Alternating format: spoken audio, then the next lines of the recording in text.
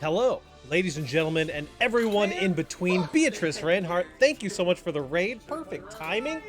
It is Pride FGC. We have been here all weekend, grinding our minds out. We have been playing awesome fighting games all weekend. We got so many entrants in Guilty Gear Strive that I had to dye my hair blue and get pronouns, whatever those are. I am so happy with everything that has happened so far this weekend. All of our orgs that have partnered with us have been absolutely amazing. We are the last light in the darkness. We have one tournament left. It is this Guilty Gear Strive tournament. Also, the mystery bracket is still going on currently. And we have the tiering list over on Mari's stream as well. Check the Discord for more information on that. And we are here to wrap up Pride FGC. I'm joined by the lovely Kelsori Yukin. How are you doing? I'm doing all right. I'm just happy to be here. It's been quite a while since I've been on the mic. Been even longer since I've been on the mic with my wonderful, now pronouned boss, PRIDefgc. So happy for you, by the way. You know, it's hard living without those. Yeah, you know, it was about time. It was about time. Some would say this is the main event, the all the marbles. Biggest bracket, you know, I mean, it's not under Night in Birth to Celeste, but like pretty good bracket. But no, real talk, just so much good stuff has happened this weekend, and I cannot thank everybody enough for like coming out and saying what's up and supporting Trevor Project, and you know, coming out and mingling with some people you may know, some people you may not know. It's a great time, and that's kind of the mission statement of this event. And we are going to be getting into it here shortly, but we have a completely stacked bracket, over 70 entrants here. Every single one of these entrants, by the way, raising $5 for the Trevor Project via their entry fee. We got SQ, we got Umi Show, we got Hotashi, we got freaking Daniel Saz, you know. We got to split up into a couple of different groups. There we go. We got Jack, who is currently our seed 1. Uwabami, Danny is going to be in there. Red I Am Not as well. Here to be both the bane of Danny and Hotashi. I'm very excited to watch both of those matches. Irazo, Danny. We got a bunch of really skilled players here, all here to represent a great cause with the Trevor Project, who has been, I mean, just such a core part of the FGC in general. They're really one of the best charities for the FGC, and have been super supportive of a bunch of events. They were supportive of this event as well, giving us some kind of official kickoff as well on Friday. And it's a lot. It's been a long weekend. I literally just spent 6.5 hours in a hair salon and got home 20 minutes ago. So I'm reeling right now, in case you I mean, the fruits of your labor, they're manifest right on that scalp of yours. I mean, God, yes. what a beautiful newly anointed head of hair. Yes, and Kai, so I was planning on doing that stream at 12 today, but at 12 is when the salon opened and I had to be there, otherwise I would have been late for this stream. So we are still doing that. We're gonna get that figured out. There was a little bit too much going on today, so I had to make some cuts, unfortunately, in my own schedule. But we're going to be getting into it. We've got Pixelated Max coming in against Cosmozone. Should be fun. Should be fun. Little Faust versus Sin action. Max, frequent flyer of FNF. Yeah, absolutely. OEG Zone. Never afraid to DP, if I had to describe Max in a word. Yeah, I mean, Max definitely, is a Sin player. Is one of the more refined Sin players, I would say. Definitely, definitely has some of that, like, I don't know, I really want to, like, sit here and play the neutral rather than just pick the most belligerent option. Sometimes to a fault. Yeah, I mean, Sin definitely encourages kind of a, like, for lack of a better term, bullheaded style of play. And Max is definitely kind of more of a patient player at times, and sometimes a great success, sometimes a great reward, because you're like, what's the Sin doing sitting? And while I get my things fixed up here, Pride GGST is the URL for the Matcherino. Exclamation point Matcherino in the chat. Oh, Ooh, little bit of Strive moment, Strive Earth. We got a little striver. Thank you so much for tuning in, everyone. But yeah, Matcherino in the exclamation point Matcherino in the chat. 75% of every donation goes to the Trevor Project. This is one of our main fundraising sources for the evening. Nice mash there. The boys are here though. What a confirm. Hello. And the clean hit, of course, through the wall. Max has those. The clean hit. Right now, oh, no. Max is turning. Oh no. Oh no. Oh, you're alive, actually. The counter hit 6K is a terrifying option. Oh, and just that drill finding its mark, just snaking right through Max's defense. Yeah, the Faust J2K is such a potent tool against these characters that like to slide under. The Kai Stun Dipper, the Sin, Elk Hunt. Definitely a really, really cool tool for the Faust players. Yeah, it's one of those tools that's like, the characters in this game have tools like that, where you're like, I can't imagine this character without it, and like J2K is definitely one of them. It's so versatile, right? Little backdash there, sliding under to swap sides. It's a little bit of a scramble. We got Mini Faust on the field, and yeah, there's that J2K. Just trying to, you know, keep Max out. I mean, it's gonna lock down the neutral for you pretty well. You cannot Elk Hunt while that move is happening, so... Yeah. YRC beats the, you know, tap dust. Now it's Max's turn again. Oh no! Unfortunately, the PRC super is going to beat out the throw there. Backdash is on the meaty, bursting out as well. A little bit of a heroic burst from Max, but one good hit could spell death for you here. Yeah, I mean, you're in the corner against Sin, especially against Max. I mean, Max has such tight pressure sequencing and always has those confirms ready. Max, that is the biggest thing in Max's game plan, and the thing that separates him from other Sin players is these weirdo, like, frame kill situations. Like, you get a knockdown or you're using Elk Hunt to frame kill a meaty 6K or something, and it's like the next knockdown he's using 6K to frame kill a meaty Elk Hunt, and you're like, why are you doing this to me? who are you? Like, what game are we playing anymore? This is like, we're playing a different game at this point, right? And that just goes kind of with what Max really likes in a character. Likes having those weird niche frame kills, which is why Max liked old Sin so much, and has struggled a little bit more on the newer, objectively stronger version of Sin, where it's like, oh, I can't just knowledge check people with these like super niche like call outs. Yeah, like Bull Bash YRC, like, well, like, what are we doing here? Like, but oh my god, and Max is just taking to the skies, and oh my god. Yeah, and you know, we're seeing it again, just that conversion ability, and it's a very scary position to be if you're, I don't know. Oh, no, it missed! That's so sad. Okay, the 6P is gonna tighten it up there. But the DP card canceling into the super and not hitting anything. You can tell I'm frazzled because I'm calling it an ult. Like, what's happening? Yeah, the like, blue hair's getting, you know, this Sin champion. It's okay. It's the chemicals of the die. Yeah. Like, it's okay. We'll get it. Oh, nice. Yeah, really good awareness on that PRC. Just like I've seen the whack-a-mole, right? Like, hit the brakes, and like, the big restraint for Max to be like, I'm gonna just take the meter, and also just like, this is something I really like about watching Max, is like just constantly like in and out, in and out, in and out, just all the time. Yeah, loves to play that neutral. You know, let me just make sure these links are up and running. Perfect. See, that's my goat right there. That's what I'm saying, Ada.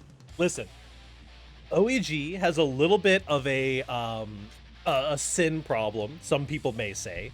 Mostly Skyfer. Skyfer's the only one who really says that. I would call it a Sin problem. But here's the thing. Sin players are just cool. They're cool little guys. And who am I to say no to a cool little guy? Look at this confirm coming in from Max. looking a little bit behind the scenes, actually on interview staff, and it's actually one of the questions we asked. Are you a cool little guy or like a goofy little guy? Like, what are we working with here? And speaking of cool little guy, just like, come on, man! Like, just the brazen confidence of that 2H is just like, just so much like, just swagger in the way that Max plays. Find a neutral option. Going underneath again, though. Max is just playing so solidly. He's picking all the right options. Cosmozone does not want to block on Wake Up, but it's got to happen eventually. Command Grab on Wake Up. Trying Cosmozone, party time, but no, Max just, there's that backdash again, in and out, and just finding that, you know, counter hit bar slash. You're through the wall, man. It is all it takes for Max to tie up our first round here at PRIDEfgc. Yeah, now both players slowing down a little bit. I spoke too soon. BRC Rocket. I was like, nah, there's no way you're punishing that. Oh, never mind. Yeah. What a sicko thing to do. For sure. what a sicko BRC Rocket punish. Beautiful stuff coming in for Pixelated Max 3-0 on that one. Yeah, not to be understated. I mean, Cosmozone also showing like incredible awareness of spacing. It's just Max just had that like extra layer of awareness and was just tapped into the game plan. Yeah, absolutely. Looking forward to seeing, you know, Cosmozone and where they go in the bracket. Definitely down, but not out for sure. Yeah. Yeah, definitely will be a threat down there in the bottom bracket. Next up, we've got two representatives from Homies who have been helping us with the event so far. Malith coming over from the band server. Exclamation point ban in the chat. Those are the Homies. Ran a beautiful Grand Blue bracket for us and are currently co-hosting the mystery bracket tonight. And then Winham over from not Beginner Beatdown, excuse me. That is Big Bombing Brawlers. I see all those B's and my brain gets fried. It's a lot of B's. I mean, just a lot, especially like a lot of BBB names, like lots of Blue B, Big Bombing Brawlers. Like, what's going on here? And we got a little color palette synchronicity here. Like it. Definitely, Malith has been Malith is an interesting case of a person that you don't really get to fight that often. But if you are hanging out in tower and you see Malith, you want to see some interesting Potemkin tech, this is the guy to challenge. Yeah. I mean, Malith is a serial lab monster, and not for like the conventional confirms, but Malith is just a tech monster. Loves cultivating weird answers and responses to like unique situations. I think that makes Malith a very uniquely scary player among Potemkins. Absolutely. Ooh, the footsies button coming in on the round start. Esports 6P, by the way. The 6P into Flick is interesting. I haven't seen many Potemkins do that. I'm sure there's a specific kind of Oki you're looking for there. The Flick just does not seem to really give you all that much off the 6P. It's knowing Mouth. It's probably like a unique, like one-of-one bespoke, like frame kill, like Karabak Megafist nonsense. Like, you just don't know. Yeah. And that's what makes Mouth so interesting. And we see Windham. Yeah, Windham is like famously true. Windham is like famously a very all gas no brakes player. Yeah. And you can definitely see that in the way he plays Street Fighter as well. And when Windham gets in, he makes it known, right? And I think that's so uniquely suited to his character choice of Giovanna. Yeah, definitely. I think that Windham has come a long way too. Windham was in the beginner brackets back in my day. Which is always cool to see someone like that coming through and definitely cooking. There's a good... Oh, that kills. I think that damage rounded up a little bit. Check the computer.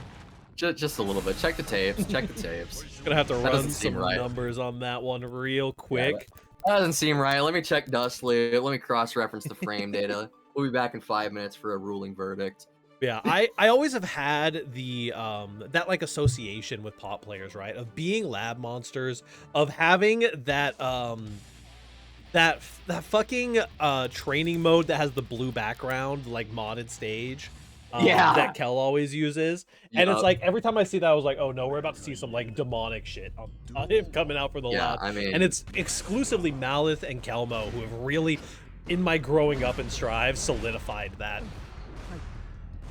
I mean, Potemkin players are so interesting because they like to pretend that we can tell what they're trying to tell us too. Like we can read what they're like notating. Right. Like they've developed their own language, which I think is really cool. Nice. Oh my god! And you're going through the wall here, right? A little mix at the end. It does look like that Chave Sol Puente was set up for something, but Mouth was just on the nose, ready for it. Going for the setup here. Nice YRC saving you from the grab. Actually, an incredible YRC from Windham there, because that Buster was coming. Yeah, and Wyndham's in his element now. Mouth is just so content to sit and wait, find that perfect mash. Just a little 5p mash there on the in the geo pressure. It's just like, nah, get this fly out of my face. Yeah, like literally, like, and that's another thing that's interesting about Mouth, right? He's a pretty defensively inclined player, and he just always seems to know when to mash. Yeah, Like no fear in this man's heart.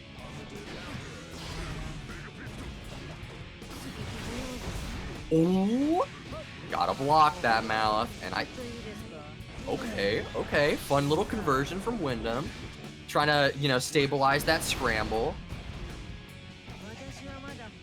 And if you like look carefully, you can actually see like Wyndham starting to warm up a little bit, really accelerating to that tempo that he wants to be at, right? Great stagger pressure in the corner. Can't do that. Heroic gold burst from Mallet. big Windham fan, exactly. Listen, if you're gonna burst, it might as well be golden. You get a little bit of extra meter to do something like this. Scramble it a little bit. Hold on, Bogo pressure.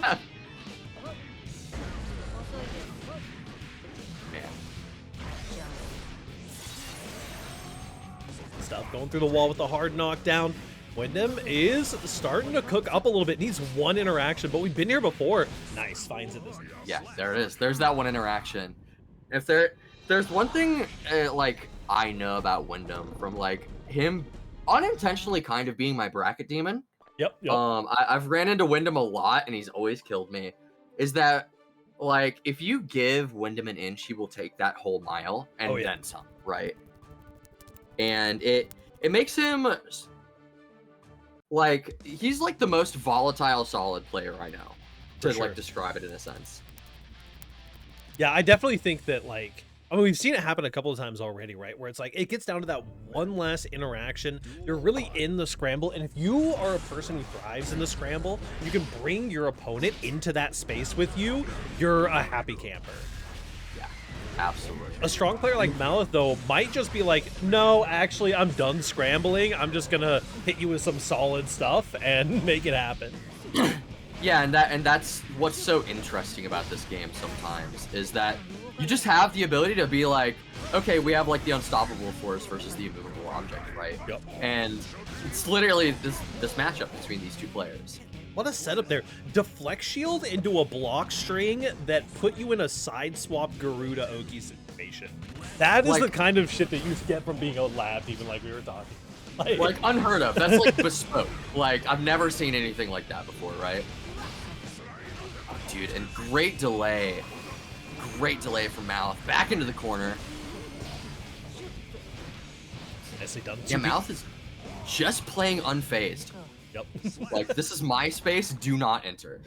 Mouth is throwing out those big buttons too, and is, you know, it's one of those situations where that some people find very frustrating in fighting games. It's me, I'm some people, where your opponent just appears to be just rolling their face on the keyboard, right? We saw a 5H, we saw a 2P, a 2D, and then a 5P finally hit you to get the kill, right? And you're just like, dog, you're just hitting buttons. But you know, a strong player like this is calculated out exactly what they need, and they're covering specific options with each of those call outs. Absolutely. All right, Wyndham's made his in. Got Mouth on the back foot. Nice little 2K hit. All right, now we're in the corner. And dude, Groundhog Day. The situation repeats in slide head. Low profile. The DP. And again, perfect call out from Mouth. 100 meter now, but didn't quite get the drift forward you were looking for on that. Ooh, BRC. Good response, honestly. Showing really strong awareness from Mallet. Really good manual frame trap there by Wyndham. Called out the 6P with a little bit of a delay. And the fast RC into the low, into the high reset. We're going in. The Busy Bum Gen classic. Ooh,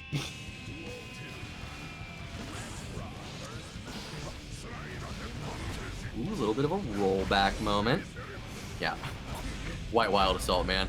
2D getting called out again. Getting that stagger straight into the Buster. Not going to confirm with this meter, but finds another hit. BRC, you're dead. Oh, good night. I'm so sorry. Yeah, Oh, and the I'm flashy sorry, finish. Wyndham. That's that's really unfortunate. 7 gold letter. I mean, when a Potemkin lands that TKBRC route on you, you just go next. Reset the mental, close your eyes. You don't see the combo that's coming. Oh, a huge neutral jump from Mouth, actually. Just a fantastic response. Alt into the corner. Just block stringing here. Potemkin, not necessarily known as the pressure monster, but Mouth is just making this look inescapable. Yeah, and it's like you wonder how he does it, right? It's all mental stack, and it's all picking these right defensive options, and Megaphys is going to connect. One interaction from either player could do it here. Red RC on the throw, you need a little bit more damage than that. Oh no, the fuzzy went through, but it didn't quite hit. Fast RC into the low, you find the kill here, and we are going to a game 5. Yeah, and, you know, I wouldn't be surprised if it came down to a game 5 final stock either. Both these players cooking. We got Wyndham fans in the chat. We got Malith fans in the chat. And we are all here as a reminder for PRIDEfgc. Been happening all weekend. We are the final, one of the final streams of the entire event.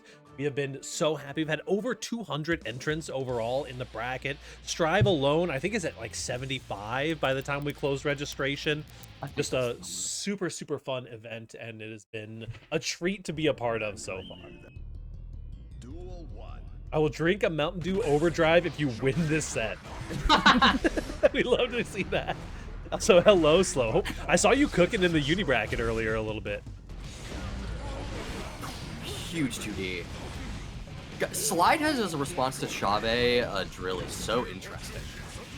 Yeah, it's a really, I mean, if you can get the low profile on it. Pretty nice. There's a BRC. You got a guess here, 50-50. Literally guess for life at that point. You're running out of meter right now, but gonna be building some up. Oh, you hate to see it. Yeah, you hate to see when the player who has been pulling out like really well thought out counterplay to all of your options just hits back Megaphys as soon as they wake up. It is just like, okay, dude. I thought we were playing a different game than this. Like I expected more of you. Like, oh, dude, Flink 5K. Just such a good button, and Wyndham's making it work for him. And I was about to say this is a huge starter, but unfortunately there's a drop.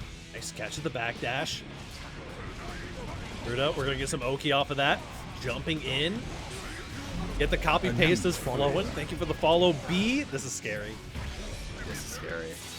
Our knockdown burst. Final interaction for both of these players. Oh, Red RC up the wild assault. No shot you kill there. No way, dude. Wyndham's got a lot of meter to work with. The 6P finds it. Gigantic high. You're guessing. Scary. High, low. YRC gets blocked out. No kill because of the 2P. Oh, there it is. Finds it. There's that 5P mash. 5P match. Once again, also 9 Moons Gaming. Speaking of organizations who have been here helping us out, 9 Moons Gaming ran a beautiful Street Fighter 6 bracket yesterday. If you didn't catch it, then go check out the VOD. It was an absolute blast. 07s to the Big Bomb and Brawler representative. Listen, I believe in my GOAT Wyndham. I know you're not supposed to be biased as a commentator, but I believe. Have a great run through Losers King. I can't wait to see you again. We've got coming up next, it looks like Classified versus Yada. Yada is a goat, one of the goats from the Twitter space. If you're in the FGC discourse side of Twitter, you've seen Yada before. We love them for it. Classified is a name that I vaguely remember, and I saw them getting seeded pretty highly. So I know they've had some really good showings recently. Looks like...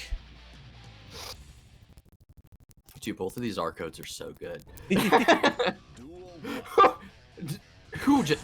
All right. Well, yeah, wait, actually, which one's which? That help me out here.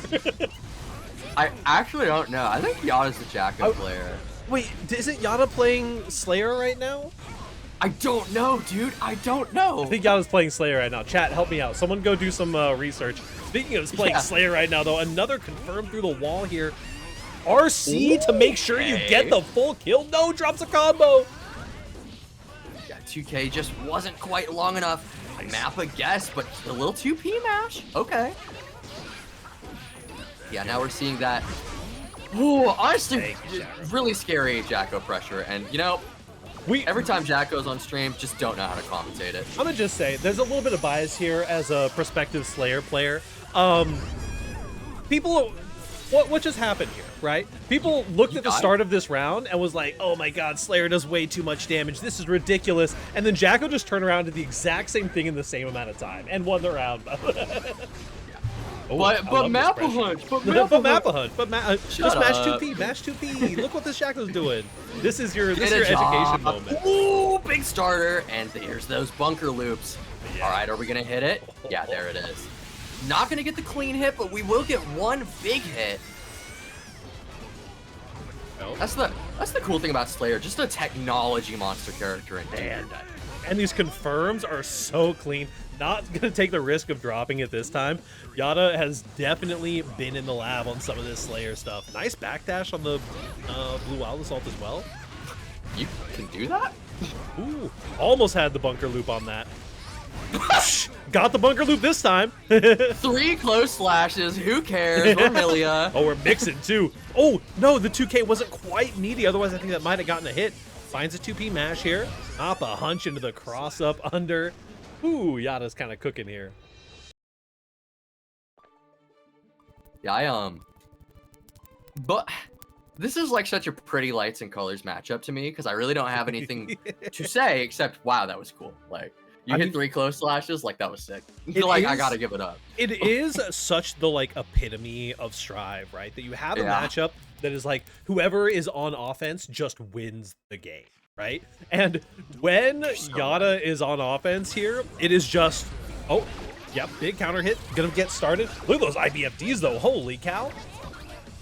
Now all the minions are out, and like, what's Yada gonna do? You're gonna find a 2P eventually, potentially, but any Jacko that I know is gonna BRC overhead after pulling out a minion. Never mind, no Jacko I know is doing that. Yeah, no, that's a unique, bespoke interaction yet again. Ooh, and that was almost at the right spacing to get an actual combo after too, which is, by the way, you can do that. Ooh. Okay, maybe Slayer does a lot of damage. He does a little bit of damage. Oh, dying there definitely fills her up. That was a big mix-up off the plus frames. Plus enough to rent a car, by the way. Yeah. I can go make a sandwich by the time the stagger pressure's over. Oh, man. You cannot be getting hit by these 2Hs of all the confirms. That's... Alright, you know what? Gold Burst, though. Hero Gold Burst, even. If you're gonna burst, it might as well be golden. Where's bopping and weaving? You got the counter hit. 2H is just the button, huh? It really is. It's so big. It leads to so much. And on top of the 2Hs, you see a lot of really good use of Dandy Step here. Doing that, just like constantly bobbing and weaving underneath the strikes of these minions that are coming out. So even when an option is trying to come out to stop this offense, it's like, oh, you hit, like, you know, you mash 2D because you're a Jacko player, and I'm already on the other half of the screen. So, well, speaking of being a Jacko player, we've got a little Giovanna. Got a little Giovanna. Okay, the character switch. Interested to see what the vision here was. Big 6P. And it's just nonstop. We're just side swapping. We're doing dunk. We're doing whatever. Like, who cares? Great IBFD from Yada. Just oh my god, where are we on the screen right now, dude? I mean, and that's something that Slayer really excels at. You know, is you're almost dead. Something Slayer really excels at is that, like, you get knocked far away from your opponent and you expect them to not have Oki, right? But then Slayer's just like, no, actually, I'm right back up here. So you kind of like let your guard down and let yourself get mixed because you don't expect Slayer to be moving that far across the screen. Kara BSU, by the way. Also, it breezed past us in the interactions, but I gotta give a shout out to the whip Kara BSU into RC. We just had a universe counter with max risk, but is going to be unfortunately getting a little bit of a drop there. That max risk confirmed can definitely be a uniquer one. Trying to find something. Ooh, this is a loop. It's a yeah, this is a kill. Oh, this no. loops. Oh, but the drop on the link. Yeah, that is unlucky. All right, we're getting that meaty Chave drill. Oh, Garu dog pressure. Slump. That's a 100-meter here. You can do anything in this game with 100-meter. You block that? Okay. Oh, then you just got hit by the 5H. Yada's Okay. different. I got hit. Hey, you know, that's okay. you got the block on what matters. Yeah, I mean, at that point, it's like it's a moral victory, right? Absolutely. IB doesn't matter that 2K finds his mark. I like the 2H into the Mappa hunch here as well. Yeah, I think that it is really interesting, you know, I talk a lot about like the identity of characters and how they translate into Strive and how they hold on to some of their identity through the games. Slayer, ooh, nice mash there. Slayer has historically been a character who doesn't have Gatlings, right? So has to rely on a lot of links and a lot of manual timings. And even though he does have Gatlings in the game, does still kind of have a lot of that same vibe of relying on these manual timings and the links that Slayer does feel almost like Gatlings don't exist. It's just a weird kind of quirk of the character that he's held onto from the older iterations. I think is super interesting. He's definitely one of the best characters that translated. I think certainly the best out of season 3. And it's really cool that they managed to kind of keep some of that identity. Yeah, absolutely. Speaking of identity, Yada reminding us Slayer is in fact inspired by boxing with these bob and weaves. Very true. Jesus Joestar and Juanique, thank you. Or Juanwick, sorry. That's high.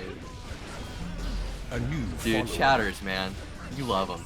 You do. I've been watching Juanwick all weekend, cooking it up in a variety of brackets, been loving seeing it. Every time I see that name, it makes me smile. It's just funny. Also, excellent awareness to jump out of that Master's Hammer, realizing, no, I'm good. Yep. Like, I have so much time. You can just opt out of the Master's Hammer the majority of times, for sure. Yeah, I mean, you can throw it before he hits the ground. Like, it's crazy. No, backdashes on the 6. Ooh, trying to mash out again. No backdash this time, though. Potentially for some kind of bait there, but a red RC. I mean, the Giovanna switch has just been golden. Yeah, it's been so effective. Realizing that, like, okay, Yada's not going to let me play my game. I need some more solid. Also, yeah, mix. Oh, universe counter. You're taking no damage. And that's where the instant wall splat actually plays against Slayer, which I feel like is kind of how it was intended to work. Yeah, for sure. Or try. I mean, if you're universe pile bunkering, like, the implications if that didn't auto wall stick are frankly astonishing, right? Yeah, absolutely. Last fight tying us up 2-2 here in round 3. Scary stuff. Yeah, terrifying. And I feel like the mental stack is just so high when you're playing against Slayer, right? Yeah. You got to worry about it. You got to worry about the amount of damage that he does. You know, any breath could be your last, and sometimes that's just like, all right, well. I mean, Gio's no slouch on the damage front either. A little Garu dog to try to bait you into defensive. I mean, we've seen up dog starters, like counter hit up dog starters. Like, this character is not a low damage character. Yeah. Oh, there it is.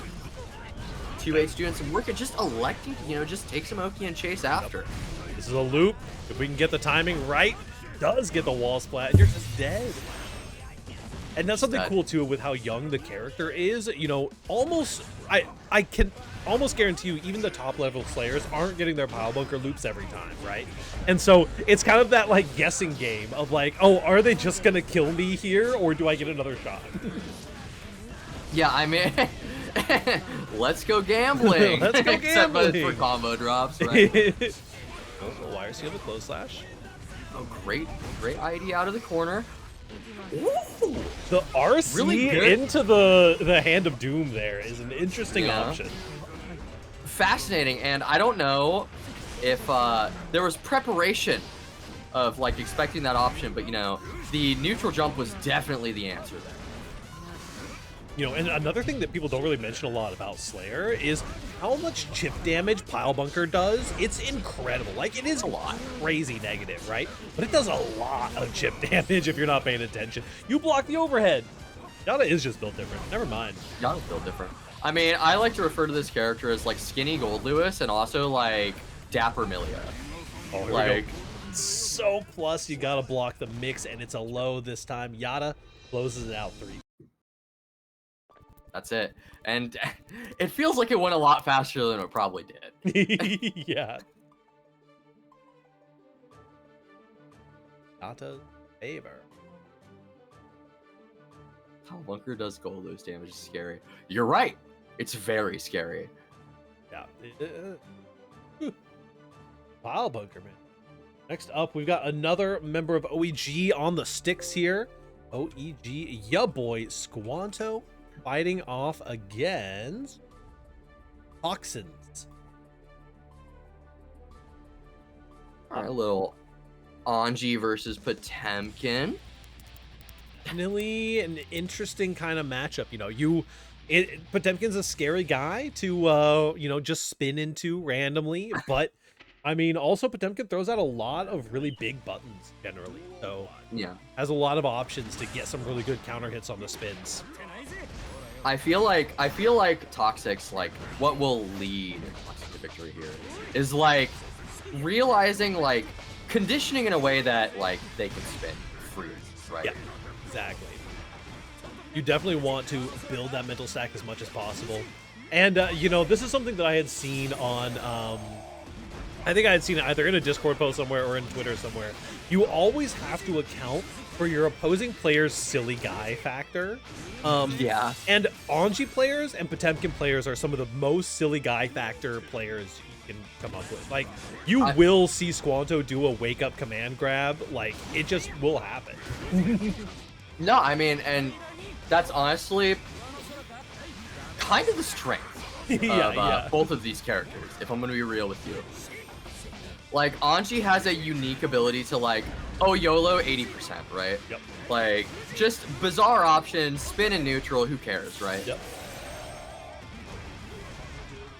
Oh, no. Got caught with the counter hit, potentially. Trying to get a super RC in there, but just dropping the input a little bit. So, Toxins is looking really clean in this round.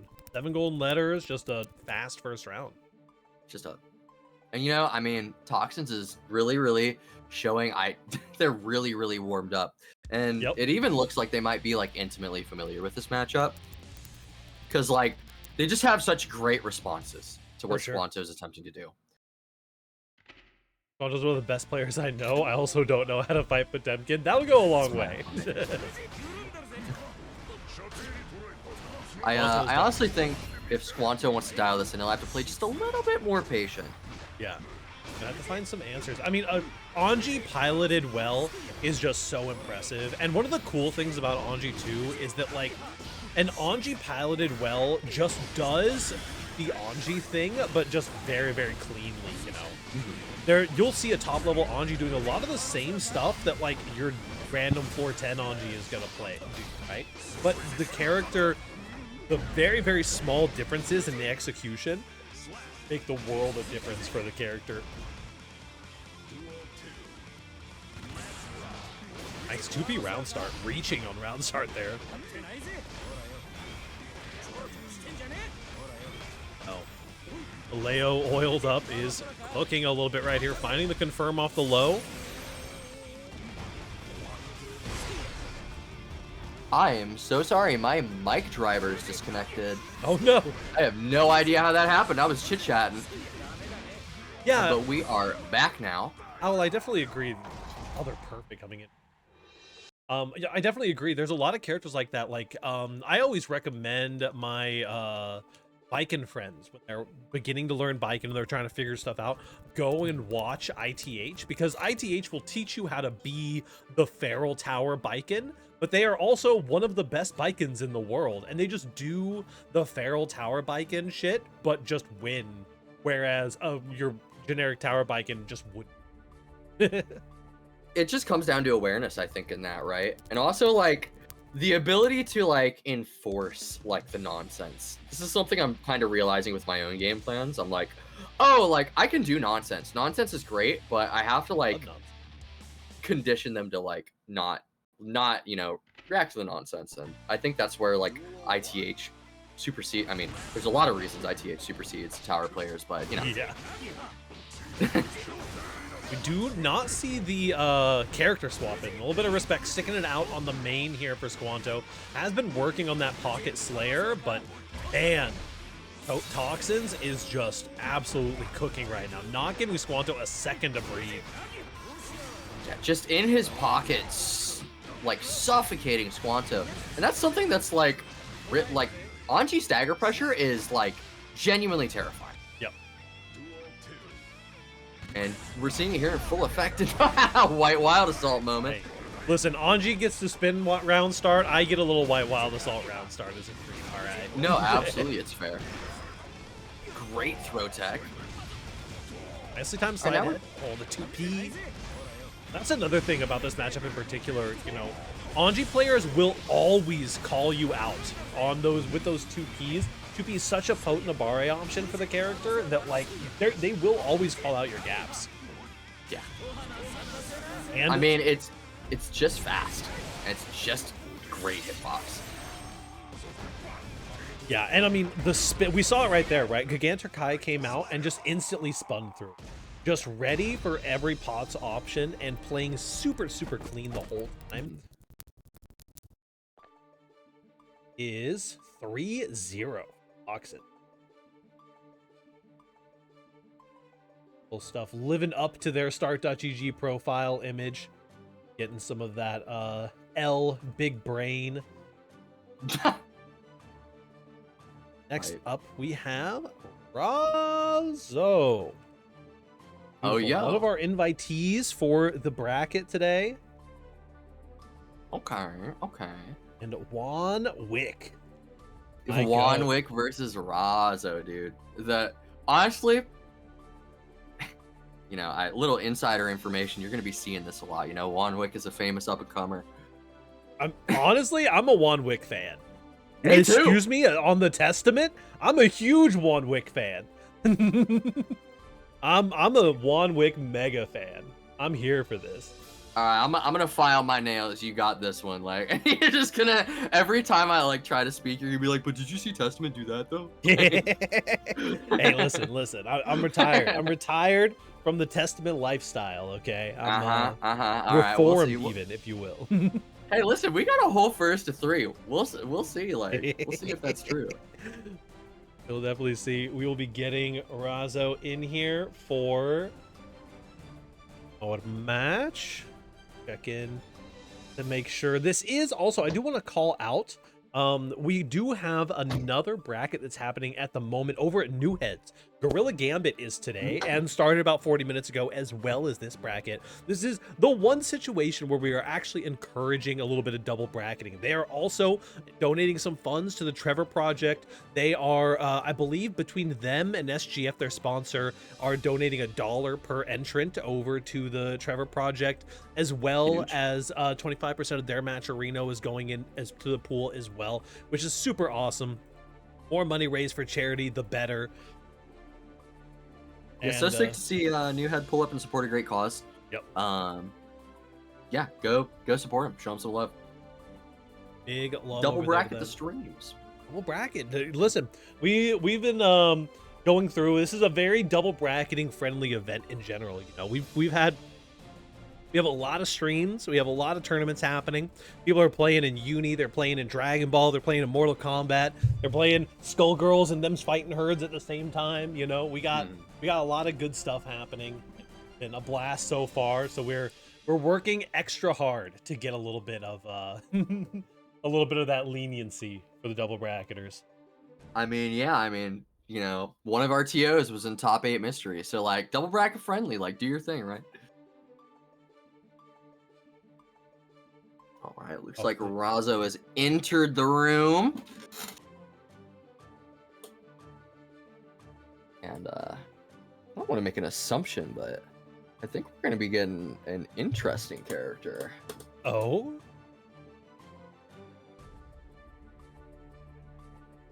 Ion Gravitational Beamington the Third? Really? Razzo's on the Slayer. Okay. I saw that and I was like, hold on a minute. What happened to Appa? Abba, I don't want to play with you anymore. Yeah, straight up. This will be really interesting. I have not gotten to see any of this matchup yet. I have no idea how this matchup works, but I imagine that Mappa Hunch is a great tool for closing, you know, some of the... Okay, 2H. Yeah, I can think of a couple great tools. Oh no, you are seed. You are seed so you wouldn't get whiff punished, and it still comes through. And we are not missing that. Going straight into the full super. 100 meter. Young guy install and kills off of it. Yeah. Big bombo. You know, sometimes you just gotta turn young on. Sometimes you just gotta turn young on. Me when I shave tomorrow. Nice. Good call out punishing those frames. Ooh, does find a far slash there. Impeccable burst from Mr. Juan Wick. But it doesn't matter. Razzo's just in there again. Yeah. Razzo just keeping the damage coming. Definitely a scary situation to be in. And I mean, this is this will be my Testament breakaway segment here. Oh. If you manage to take a dub over Razzo, right, on the Slayer, you have the ABBA on the other side. I would almost prefer to lose to the Slayer than to win and have to fight the ABBA. Like... No, I mean, you're so right. Sometimes you gotta take the L just for your own mental well-being. Yeah, trading 6Ps at the round start. You know, Slayer can compete with the big dogs of 6Ps. Razzo does also have a Leo in the back, which is not exactly an ideal matchup for the Testament here. Might as well be golden, though. Might as well be golden. And, you know, positive bonus for Mr. Juan Wick. Here we are. We're seeing some of that pressure. A little FRC. 2H is such a good answer, and Razzo knows it. That's a scary situation to be in. The panic that was in that jump counter hit on the 2D here, though. You might actually be able to get a little damage here. I don't think you quite kill. Game's bad. Close, though. Last interaction for both players. Both players have meter on the board, and there's the throw. Doesn't even go for a frame kill on the throw. Just does a simple IED in. Round start 2S is a pick. She knows something we don't. we need to study the text from this woman. Oh my God, Mr. Juan Wick is just pushing. I don't know why I keep saying Mr. It just feels right. Yeah, yeah. Oh, bursting out. Wants to keep this momentum up. Has definitely been laying it on. Finding the right counter hits here and there. Oh. That 2K actually whipped. And putting up the wall. The Grave Reapers taking a game here. Okay. Okay. We got a game. Are we going to see the switch? This is the moment of truth. Is the ABBA coming out? Because for however bad the Testament Slayer matchup probably is, the ABBA Slayer ABBA Testament matchup is so bad. Yeah. I actually... Either Razzo is confident or she's trying to just give herself more games. I honestly, when you're a competitor like Razzo is, sometimes you just want to get that like tournament experience with a character. You're willing to bring it to a game 5. Makes sense. God, and Juan Wick is just so good at putting up that wall, but those Mappa hunches.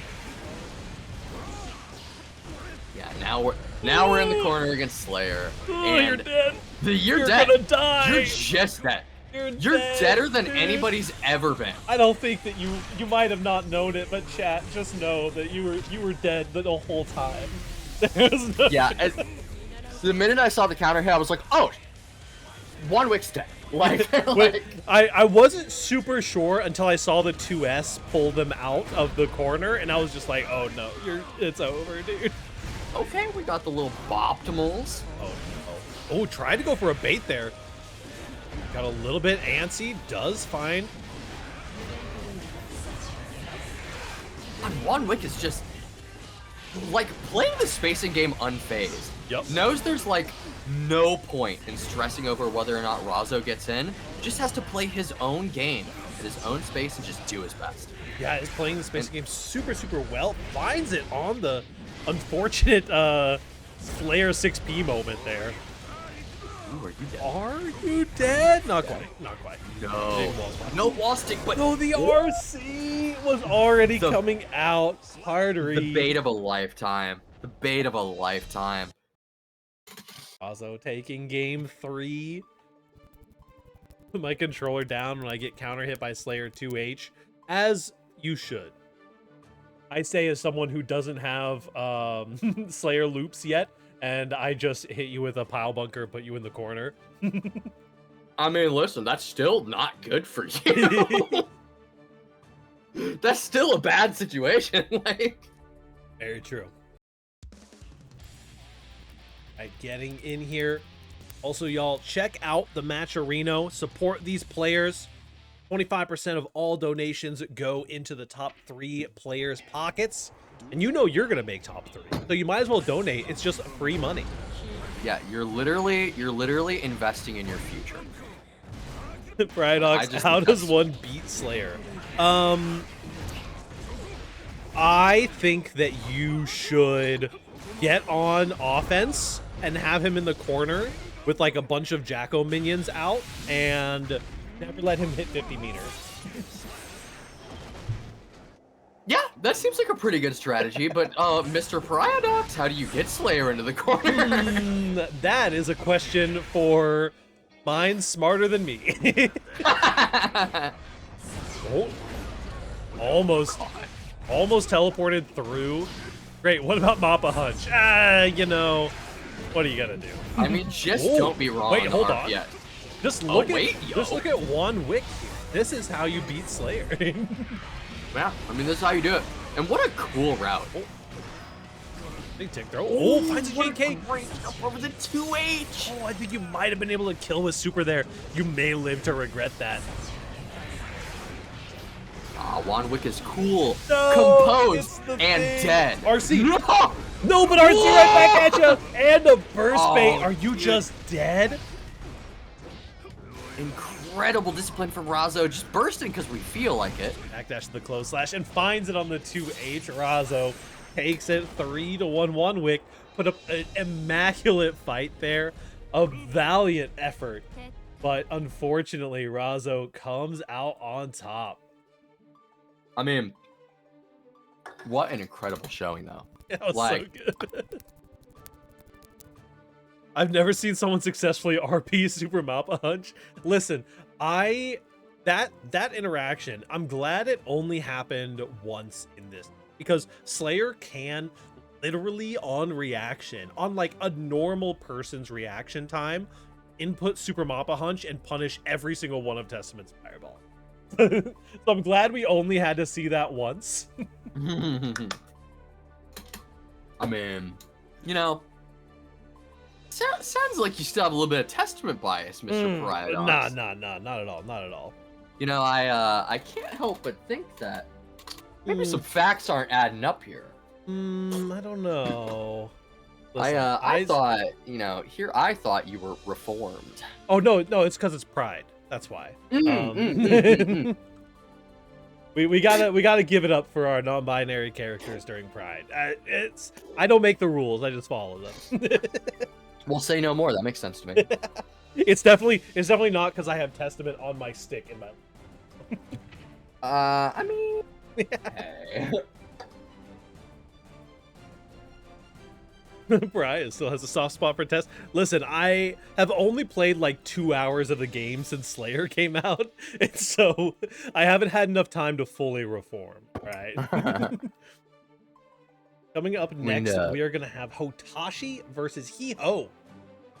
A little He-Ho Ho-Ho. A new Big follower. fan, big Hee-Ho fan. Yeah, big Hee-Ho fan. Saw them cooking to the uni bracket earlier too. Hee-Ho is a notorious goofball in Fight A 6 and new Flash Kicks on follower. Thursdays. But Yeah. did win, not last week, but the week before, I think won. Body Pillow Testament win. I mean, listen. Chatters, if you want to hook me up, here's my address. Don't enable this dude. Come on now. We're better than this as a community. I know as a community we can be better.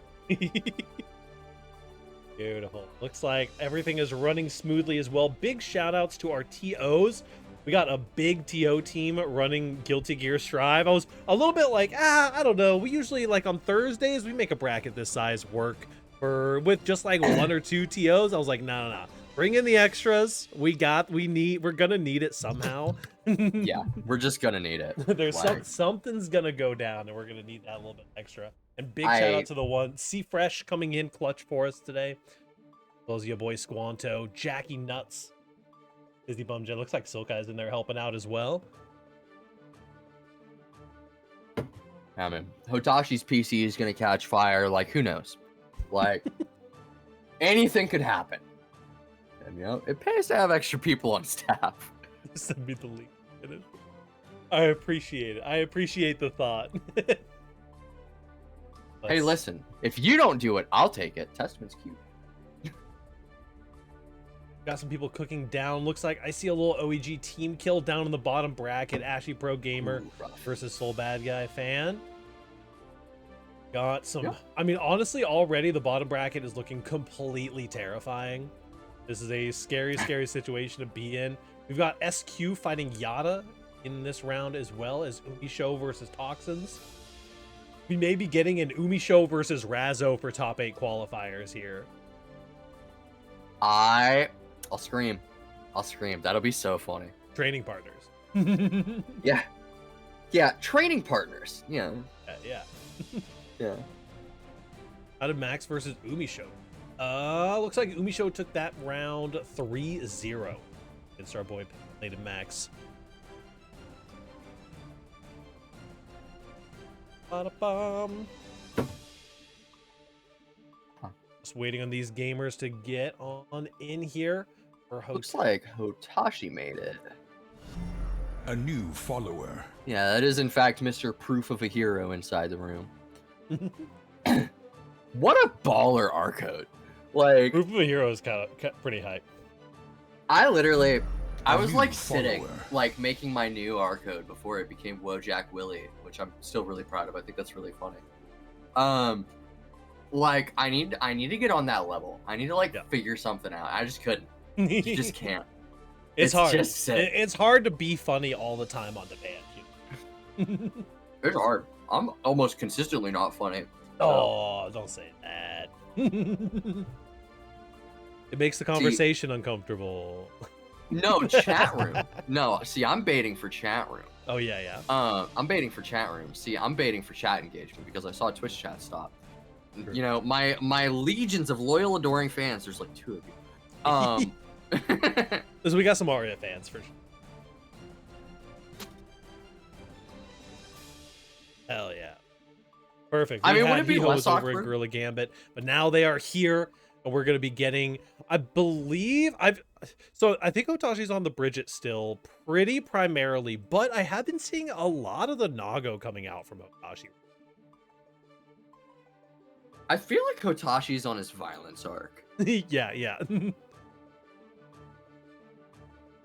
I feel like Hotashi's tired of playing games. Like, Very true, very true. We'll be getting them on in here. Hotashi versus Hee-Ho.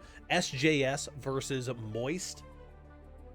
Hee-Ho's been in a good number of Fight 6 and Flash Kicks. They have some proclivities on the Milia. Some bad moon habits that just you know, a player like Hotashi be able to punish for sure.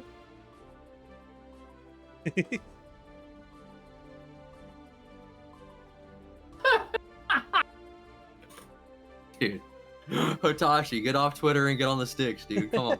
That's funny. That's really funny.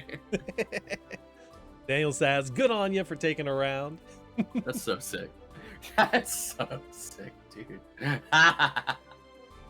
Dude, what a poster, man. That rules. There we go. We have made it in. Hotashi and Hiho gonna be showing down the Bridget, the two blonde battling babes. All right. Yeah, I had to let that one roll around in the noggin, but I like that. I like that. Tasteful alliteration. Tasteful. Mankind knew that they cannot change society. So instead of reflecting on themselves, Alrighty, gonna see which one comes out on top, the Bridget or the Ilya. Ooh, intro skip. We're not messing around. Absolutely. UP, IB exactly right afterwards. Ooh, nice DP there. After the IB as well.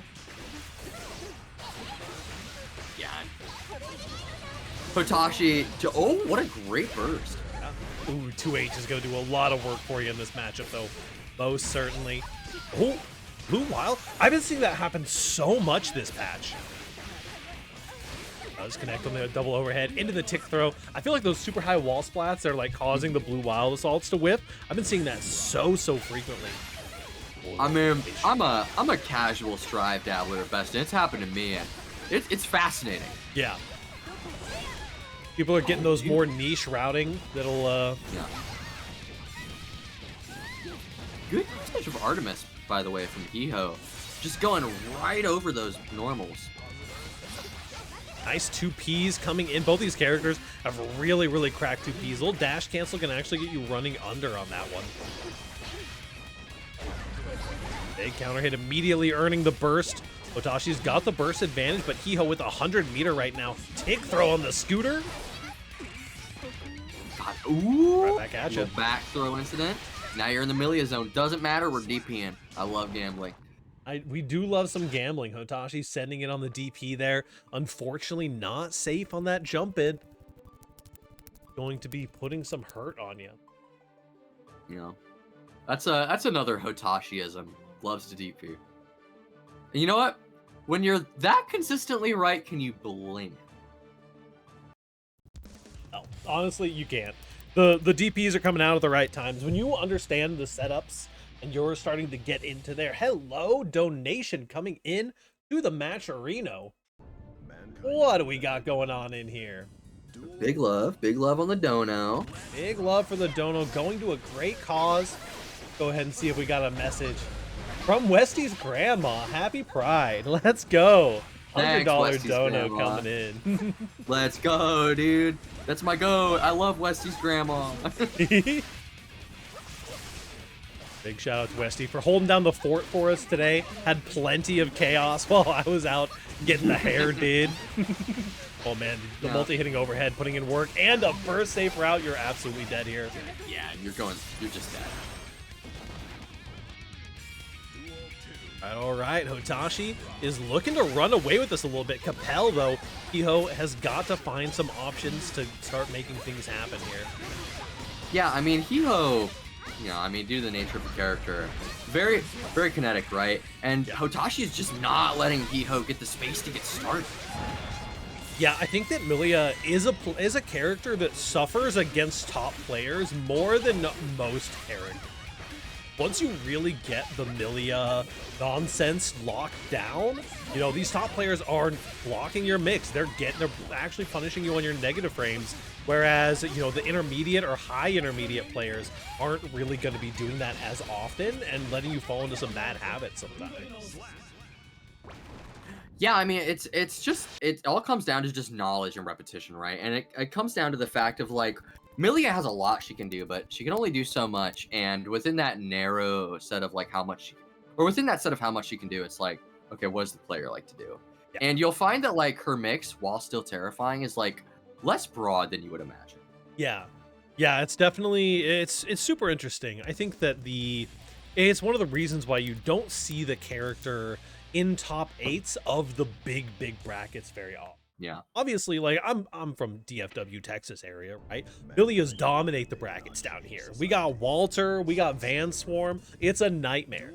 But like when you start getting into those bigger brackets, your combo breakers, your CEO talk Kakus, your Evos, you aren't really seeing Milias in those top 8s, and it's not because they're just dying in pools to unknown OD Anjis. It's players in situations like this, where Hiho is such an incredible Milia player, but is just not really able to get the ball rolling against this offense that Hodashi's pulling out. Yeah, I think it also comes down to the fact of, like, Hotashi himself is also playing this character, right?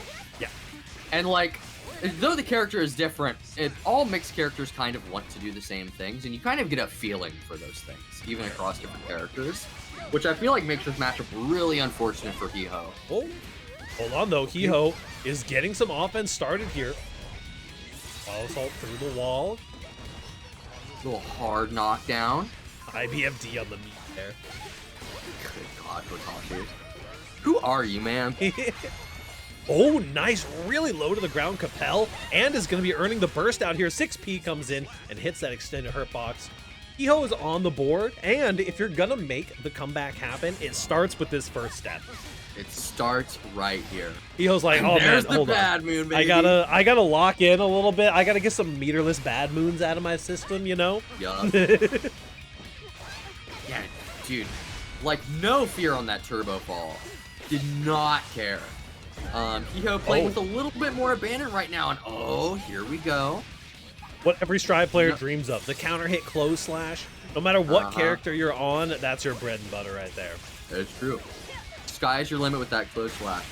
Especially Milia, because she can do like 8 for some reason. Oh, nice! Finds his 2P. Has a little bit more meter to confirm with here. No RC coming out, though. Capel catches the roll? Are you kidding me? Oh, no.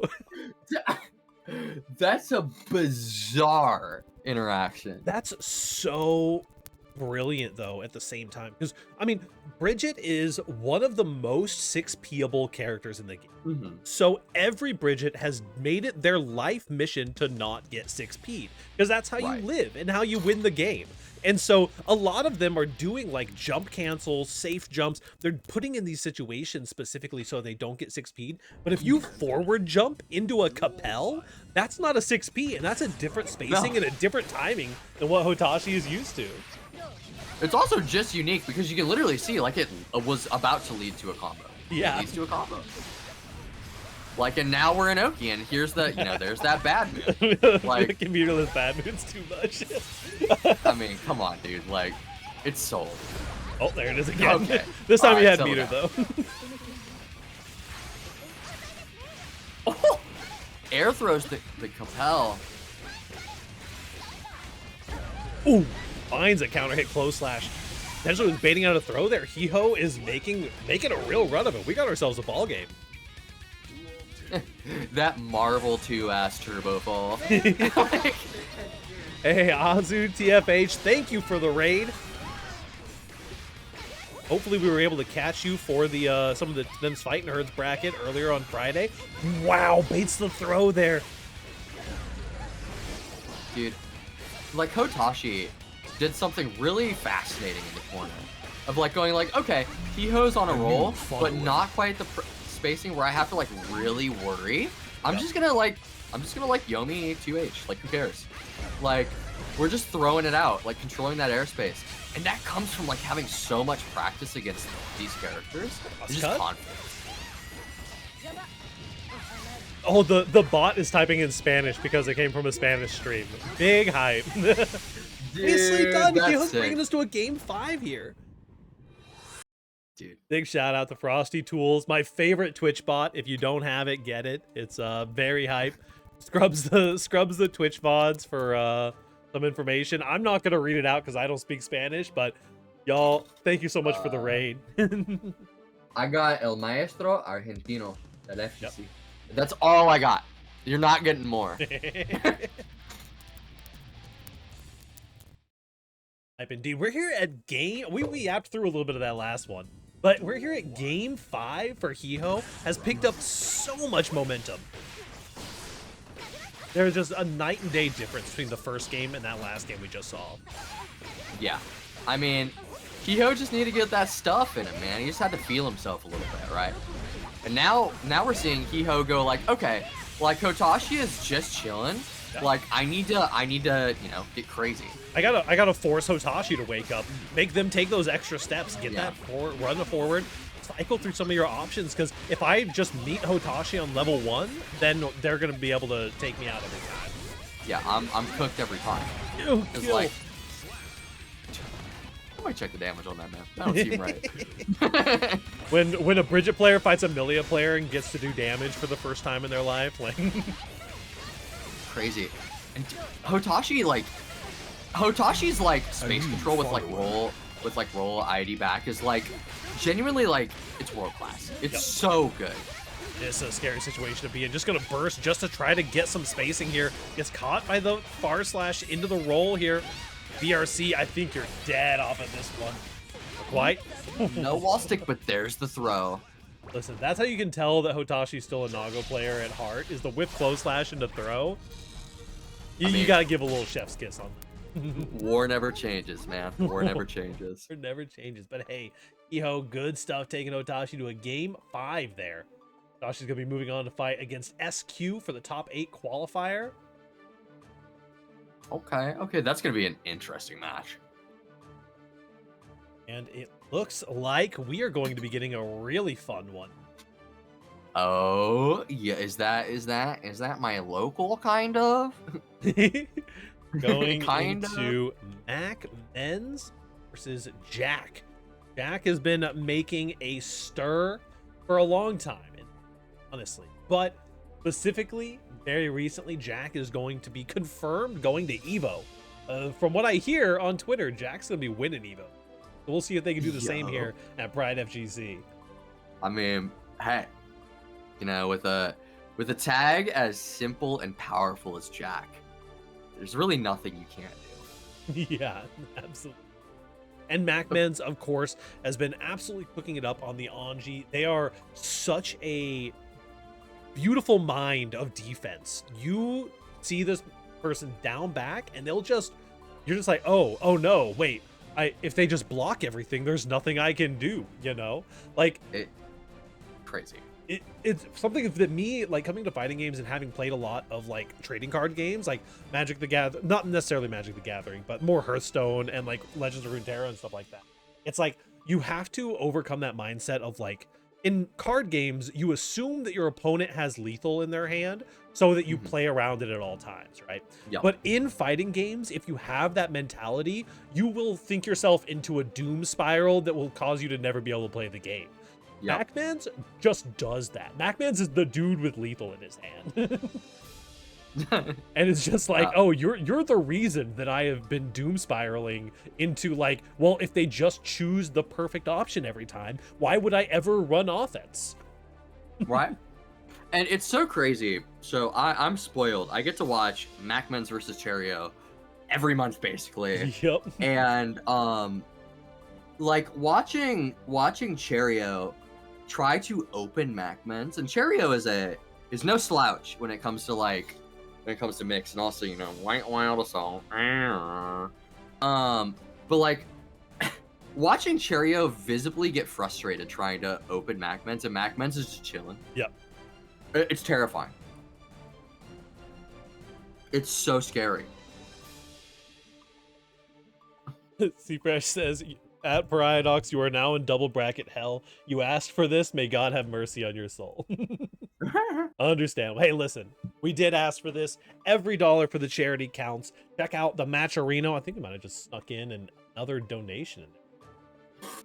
Taken Silkai with a nice donation there. It's like I'm trying to do brain math. I think that's a $50 donation coming in from Silkai. Thank you so much for contributing to the pool as well as to this awesome charity. It's the reason that we're all here. It's the reason that a lot of people are here, because the Trevor Project does a lot of on call. They have a chat bot now, I believe, that is just recently came out of beta or is like currently in their beta testing.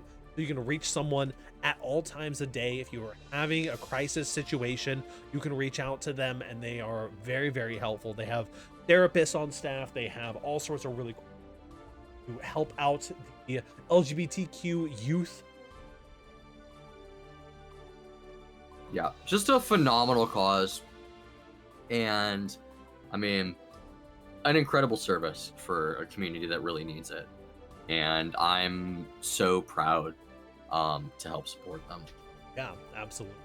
And you know, this has been Pride FGC all weekend. We had I mean, we've been working our butts off all month and partnering with so many different organizations. Saki Sakura, Rosario Syndicate ran Tekken for us.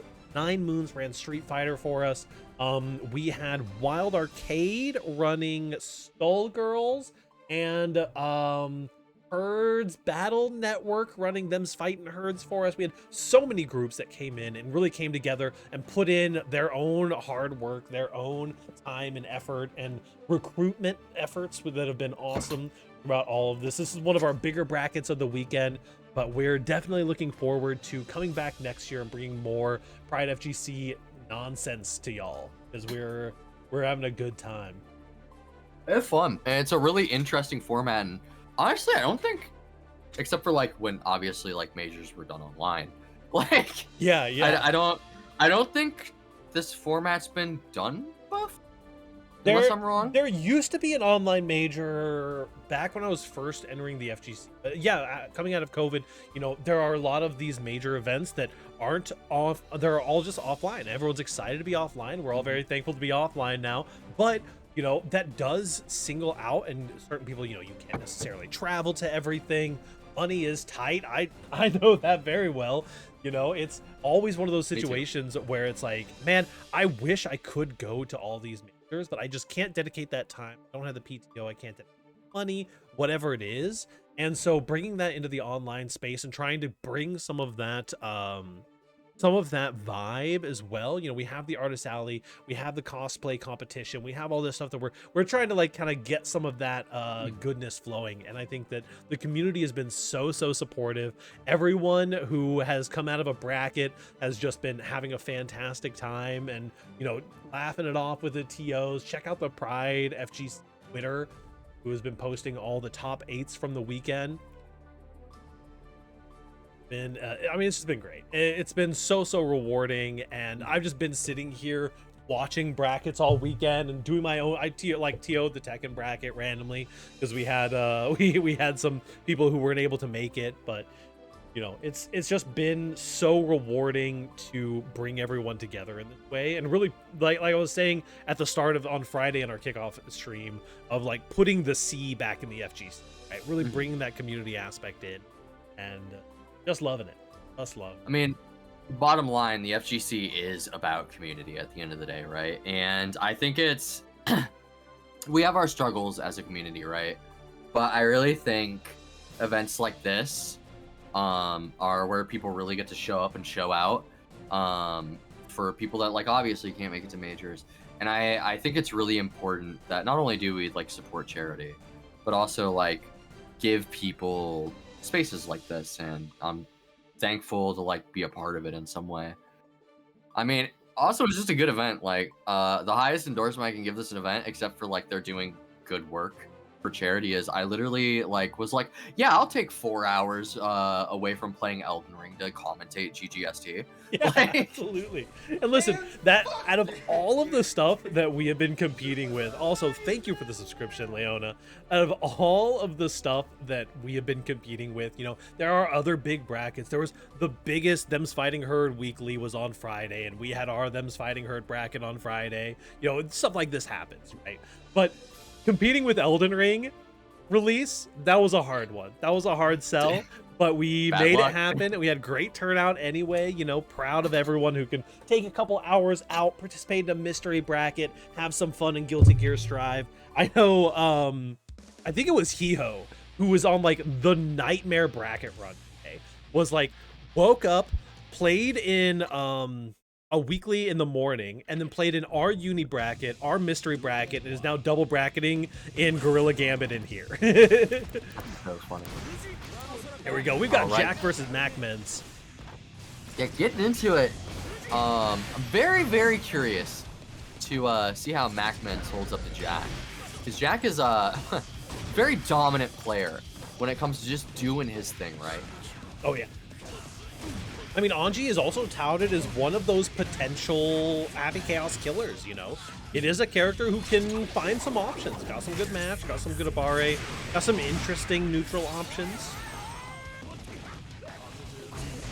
For sure, and I think this is probably one of HC's most interesting matchups to watch, because you can really see like both players' gears turn in their head at synchronously, like, okay, like these options are presented that beat this and like invalidate like a lot of my stuff, but like, okay, how can I work around that? And it's just riveting. Yeah, absolutely. I get that little. I feel like we'll get to see a lot of that with these players. For sure. Magmen's is the type to lock in on a matchup, really hone in on the defense. Those tick throws are always going to be super, super important against Magmen. Just as a player, ooh, got that overhead snuck in there after the BRC. Yeah, just goofy pressure, like custom combo, like that's what makes. Like, we can say this now because he's like not top 1, but just an interesting character to watch. For sure, for sure. Nice tick throw coming in. Magmen's is starting to pull it back. I love waiting out the butterfly there. That's such a good idea. Most Anjis just continue their pressure. You know, they'll take the extra plus frames or whatever. Magmen's just fully waiting out the butterfly to get a little stagger pressure. Yeah, I mean, and dude, that's the thing about Magmen's, right? Just insanely robust patience. For sure. When it's called for. Gonna be able to make those adaptations as well on the defense, finding those good far slashes. I also want to call out the dealing with clone has been a moment of discourse for the FGC recently. Magmen's has an answer. It's far slash, special cancel into spin, which is I love. You don't get to use that special cancel very often. No. All right, little BRC from Magmen's and a backdash, but still gets clipped by Jack. A new follower. Hey, Darkstrider 35, thank you for the follow as well. The overhead, RC to keep the pressure up, finds a far slash. I think he might be dead here. Oh, uh-oh. Just an unfortunate drop. All right, no guard crush, but we're still in a scary situation. Gun is still out, and there it is. Not the YRC.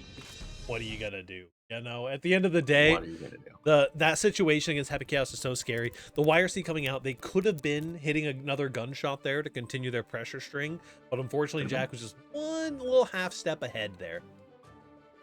I mean, just a touch, and that's the kind of awareness this matchup forces you to have. Yeah. Right? And like that forethought. And both players are definitely dialed in that respect. For sure. You can already see the thought, you can see the adaptation. I'm curious to see how it evolves in, game 2. Yep. Great stuff coming in. Lots of shots fired from Jack. Future Evo champion for you right here.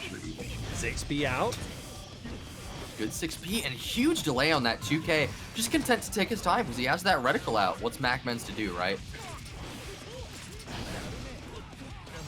Unfortunate little drop. Yeah, and Magmen's just does not care. 2P clash. Oh, just a neutral jump into throw. Got dust coming out. You're gonna have to hold another one of those though. Mix is coming.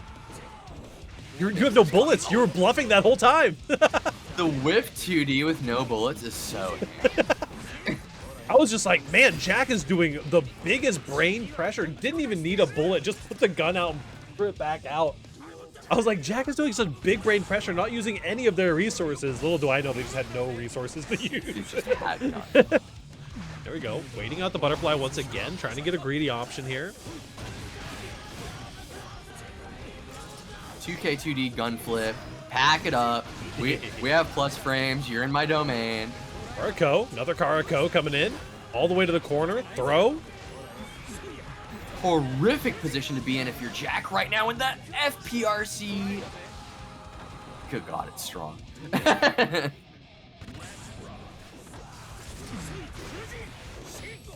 Oh, nice option with the air-to-air actually for Jack. Just deciding, like, I kind of feel like the jump's coming here. And honestly, it's probably better than contesting Anji on the ground with no gun out.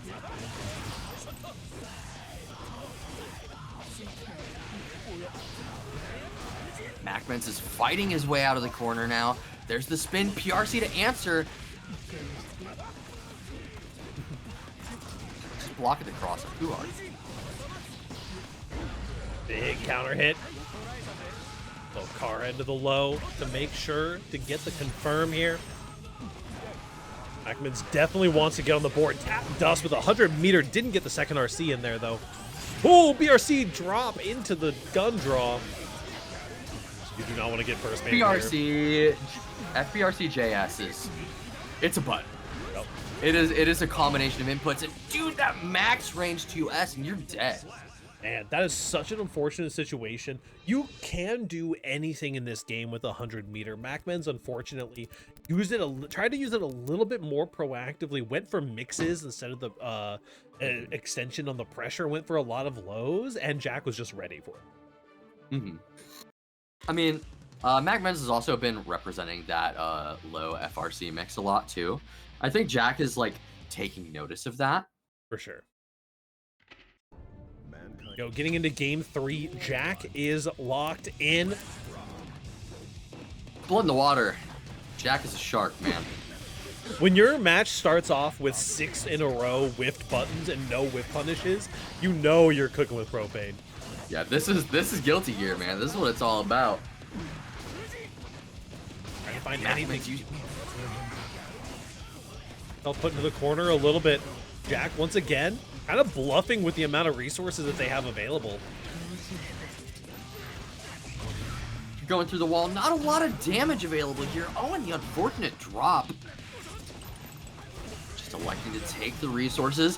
BRC instant overhead. MacMen's doesn't care the jump back shot. Are we watching Uni? Oh, trying to at least escape the corner for the time being. 2S. Just a godlike button here for the matchup, for the situation. Jack is going to match points in the top 8 qualifier.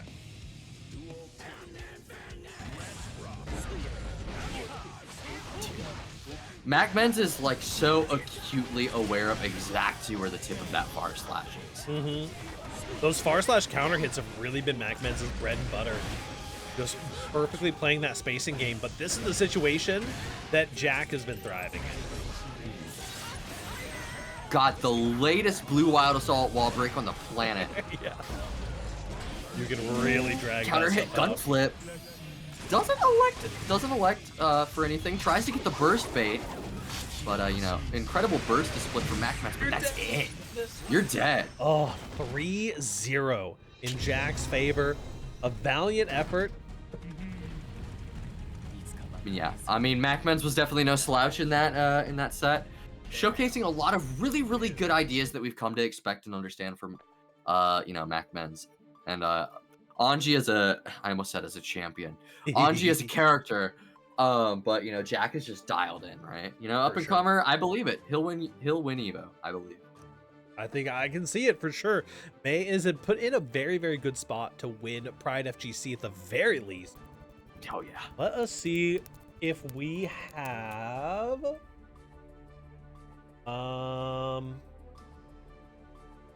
let's see. Did hear that Yada may be unfortunately having to DQ, having made it to what I think is grand finals over at the whatchamacallit, over at the mystery bracket. Which may or may not be like the front 9 of a Neo Turf Masters. I would almost bet you $1,000 it's the front 9 of a Neo Turf. It might like, even be the whole 18 of a Neo Turf. I might DM Mr. Sports and be like, whole 18. Let's see here. Beautiful stuff though from everyone so far. We, I believe, may have the Umi Show versus Razzo match coming up. We'll defer to my lovely TOs on that one. T for the show. You can just run the lowest latency set of all time. You're playing Tetris. That's so sick. Jackie is playing the most intense set of Tetris attack in her life. Love that. Let me check with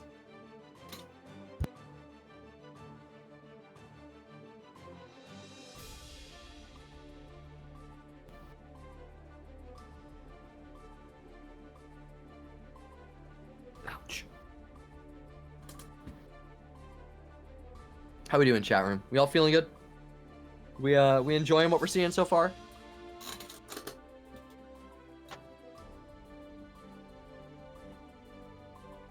We feeling good? That's what's up. That's what's up. That's what's up. Beautiful. Checking in through the chats. Like everyone is doing great. Huge shout out. C-Fresh has been such a blessing this weekend and has definitely been carrying us a little bit. Yeah. You know, poking in and out, seeing what's going on. C-Fresh has been working for sure. For sure. Helping us out, especially because our Jackie Nuts, our other head TO, is got her hands full over at the mystery bracket at the moment. Dude, that's what's up though. Yeah, I'll be here to TO. Actually, my bad. I'm in the mystery bracket. Actually, my bad. I'm playing the most intense set of Tetris in my entire life. Dude, I wanted to register for the mystery bracket so bad, but I was like, if I have to commentate and play in the mystery bracket, I might cry. Yeah, absolutely.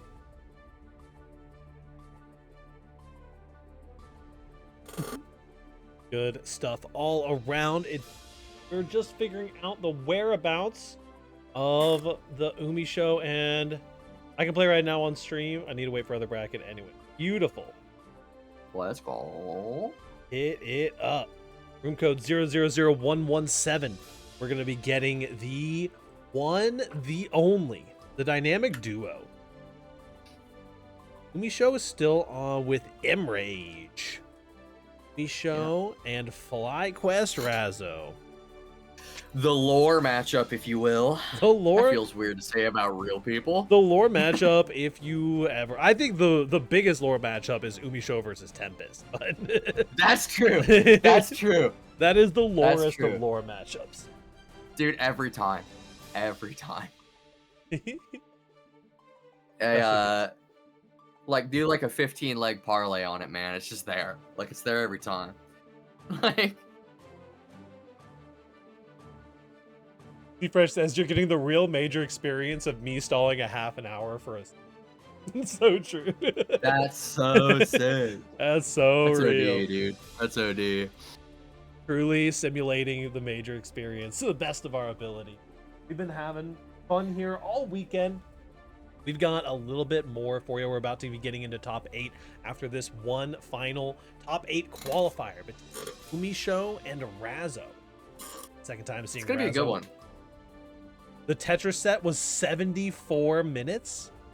Jackie won. Jesus Christ. Are you for fucking real? 74 minutes of Tetris, dog? That's incredible. I The fact know. that Yada has already booted up into, or was it actually Yada that was in the grand final? No, it was Shino. Okay. Jackie won. Congrats to Jackie Nuts, the GOAT. I think it's the second OEG dub for the weekend, which hey, I'll take it.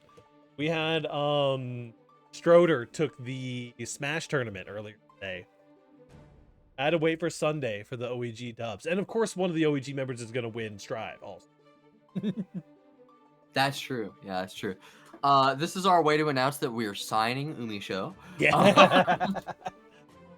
So true. Real and true. I would never lie on the internet.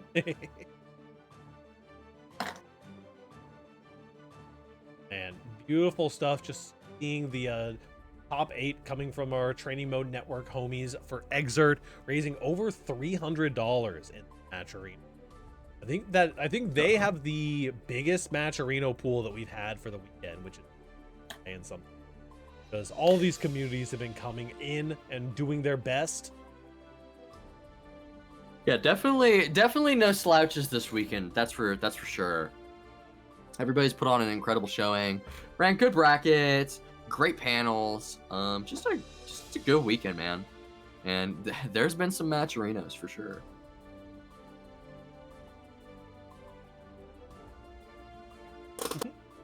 Beautiful. Tibbers padding the numbers for the GGST bracket in the team chat.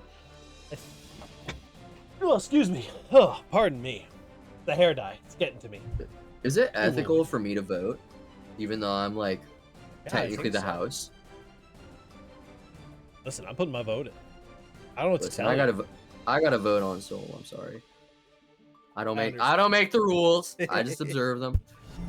A new follower. Well, I'm not cheating. Hello, Fleeg. Thank you, well, for the follow. Also, for those who are curious, the blue hair is a new thing. Courtesy of us getting above 64 entrants in this bracket, we set a little donation incentive, and thankful to our friends over at, hold on, I remember the place, Live Free and Die, but Die is spelled like D-Y-E. Oh, that's hype. I mess with that. Very, very, very cool place, and they did an amazing job working with us to get me in on a Sunday. Which hit over 200, so multicolored now. We got some, you know, layering. It'll come out in the wash. I know it smelled crazy in that chair. Read off and tell them why 64. Thank you, Odin's Gaming. I have that post here somewhere. Hold, please. There we go. I got the post right here. According to Stonewall.org, over 2/3, or 64% of LGBTQ plus people have experienced anti-LGBT plus violence. We started PRIDEfgc to help normalize the LGBTQIA plus conversations and help raise funds for the Trevor's Project nonprofit. You can help with every entry. Gonna cost you $5, but that $5 goes straight over to the Trevor Project. Everyone who is entered in Gorilla Gambit also gets $1 entered into the pool. You can help right now by donating to the Matcherino, which will be 75% of every donation goes right on over to the Trevor Project, thanks to the Matcherino integration, and 25% goes to our top 3 players, 2 of which you may be looking at right now. I love how I can tell who is tabbed into the OEG official account right now, just based upon the punctuation. Mankind knew that they cannot change. The fire emoji, that's fire. Here we All go. right, little Soul v Slayer. Still saying Slayer, actually. Interesting. Yeah, taking it out with the Slayer. Dude. This is unrelated to the match, but Jack or Dandy is such a good song. Anyway. It really is.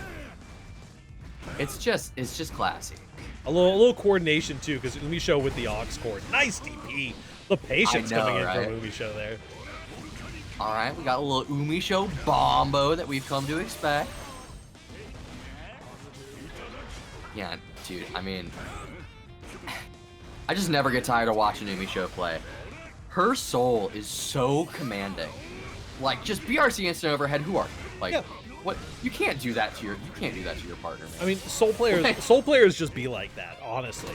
The Envy, Suppressed Envy, one of our wonderful TOs from the weekend. Sorry. Oh no. If this kills, we might have a problem. You're not There's dead, no way but you do get the funny factor. Just the raw counter hit into the super there. Nappa Hunch after BRC instant overhead. Yeah. Dude, come on, man. Umi Show's almost like just like got something to prove, man. Umi Show's like, yeah, you know what you can't do? BRC instant overheads. Your character can't even do this. Look at you. Take that, idiot, dude. Looks like that was a failed Kara BSU attempt. I like the double cross up. I mean, if any character is gonna teach Strive players to finally start cross-cutting their DPs, it's Slayer. Yeah, for sure. And actually, fun fact about that, that was at the right spacing to get the double hit on Dead on Time. I don't know what its actual name is. I just remember the old one. Up the double teleport through. Going for the low. Low slash DP's out, but honestly, off the clash, you're not that bad. Give Soul a little bit of a taste of his own medicine there. Yeah, just, you know, I got those too. We got BRCs. But that far slash just knocking Umi Show out of the air. And another really interesting thing with Slayer too is the Kyle Bunker is so negative, even on hit, that there's 2 things that can happen off of it. One, it's actually really hard to confirm your wall sticks because you have to like instantly enter your supers or your wild assault. You can't do charge wild assault most of the time. And just because it's so negative on wall stick, which is craziness. But it is so negative that you can hit it and then red RC and it'll be a frame trap. Which is really funny. It is the entire it was how I cruised through the arcade mode with Slayer because no bot like as programmed to expect that to be a frame trap, so they all mash after pile bunker. That's sick.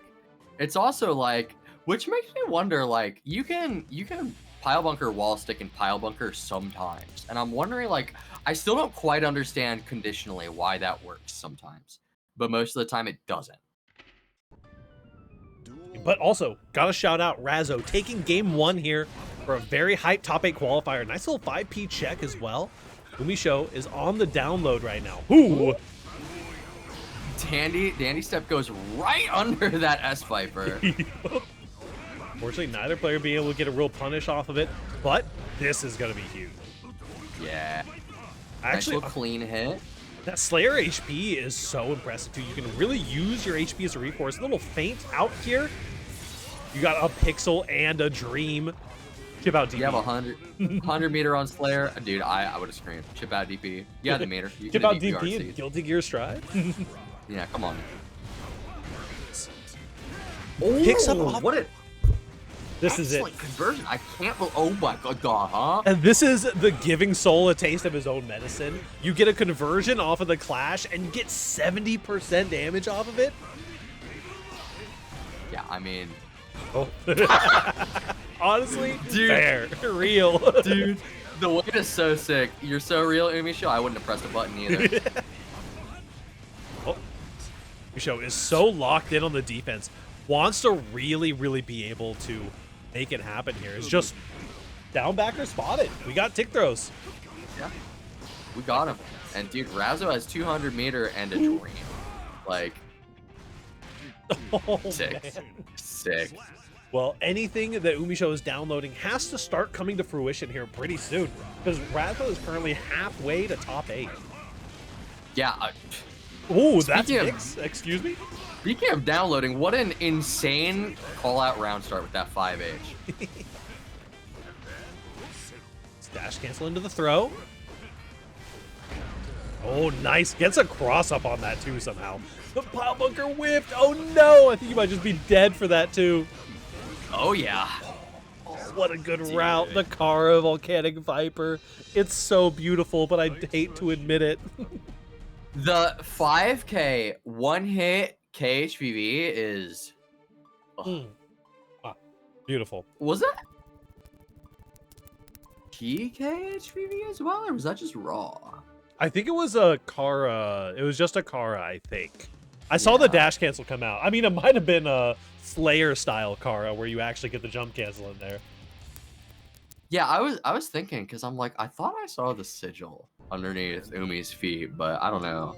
I was gonna say, because if you did that, that's just for the flex. There's no point, Yeah, right? exactly. I respect it so much. Yeah, just smokes whatever Razzo is doing with that bringer.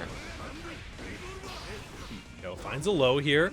Looks like Umisho's starting to lock in a little bit, getting more comfortable on the offense. RC off of the wild throw. Says, listen, I was doing big damage before you were born, Vampire Man. A good air-to-air, too. Nice little IB. Electing not to mash on the RPS, but it gets you thrown.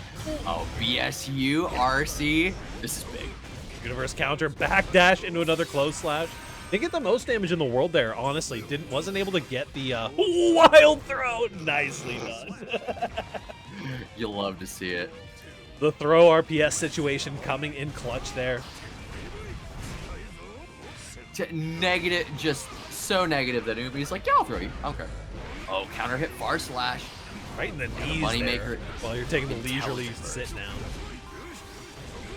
Okay. Ooh. Okay. I don't know if that was entirely intentional, but we got there with that burst bait. You know what? Razzo's nice enough. I'm gonna call that no S. Yeah. Oh, dude. Yeah, there it is. Dude, the scoop is so crazy. Like, Yep. bump ahead's nuts. Also, Squanto, thank you for helping out on the TO side today. You have to fight the loser of this for top 8. Smile. I believe in you, Yada. Good luck, man. Either Slayer, Mirror, or Umisho. You got this. And Umisho, who's very warmed up for the Slayer matchup. Because Umisho has been doing nothing but downloading here. Okay. Oh my Yeah, god. Utilizing the plus frames on Master's Hammer. Gold burst the Viper. Here we go.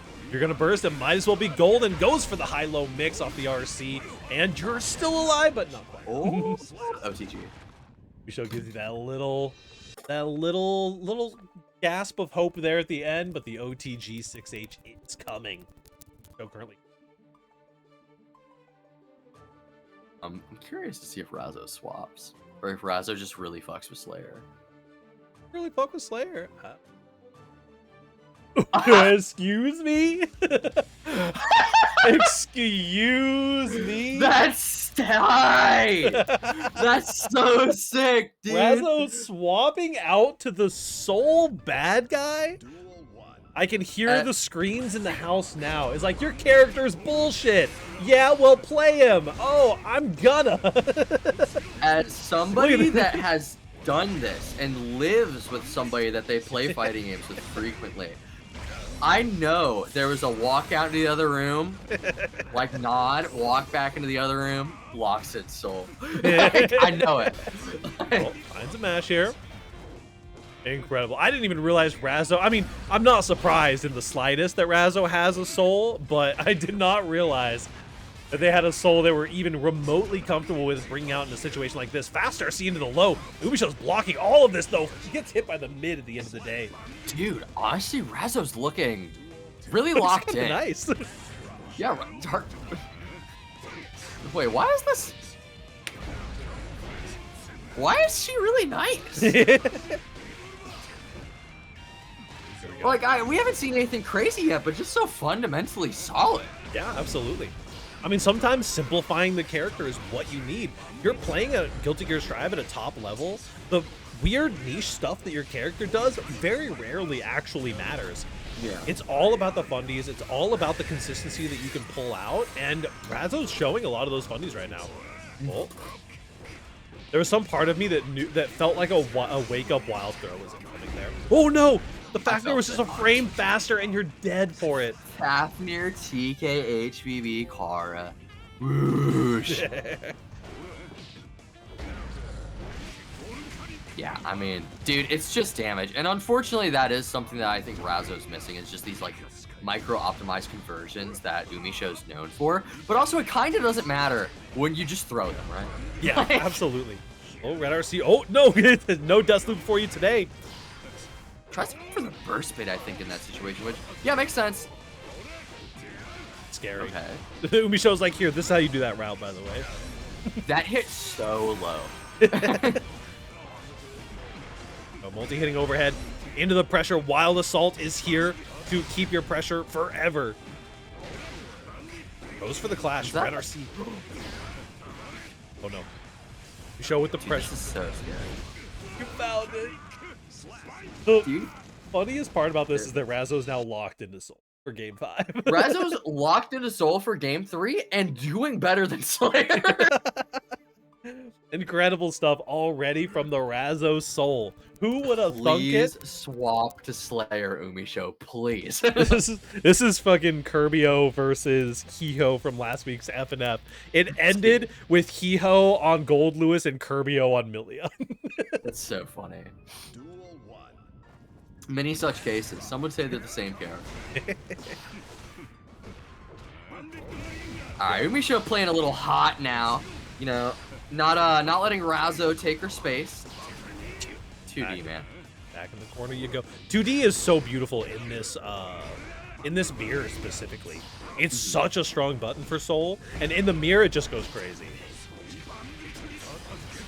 Here we go. Ooh. Yeah, good burst from Umisho. The big damage was definitely coming. A little Whiff cup the check coming 5K. in there on the Whiff 5K. Yeah, whips 5K, gets cup checks. Doesn't matter, I had burst. Oh. I got a little clean hit action. OTGCS. Now we're poking. This is the Soul bad guy I love, man. R for the punish. BRC. BRC. IB. The throw punish. Razzo is one game away from taking it in the Soul bad guy mirror. Not on my bingo card, for sure.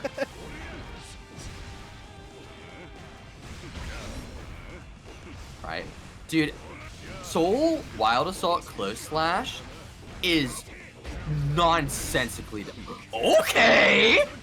Oh, wait, hold on. The clean Oh, hit? Alright, what do we got? Yeah, a little Tyrant Rave. Didn't whiff Gun Flame. Didn't do Gun Feint for the meter, but you know, talk your talk, Razo. Baits Oh the my DP. God, Your burst dude. is not coming back in time.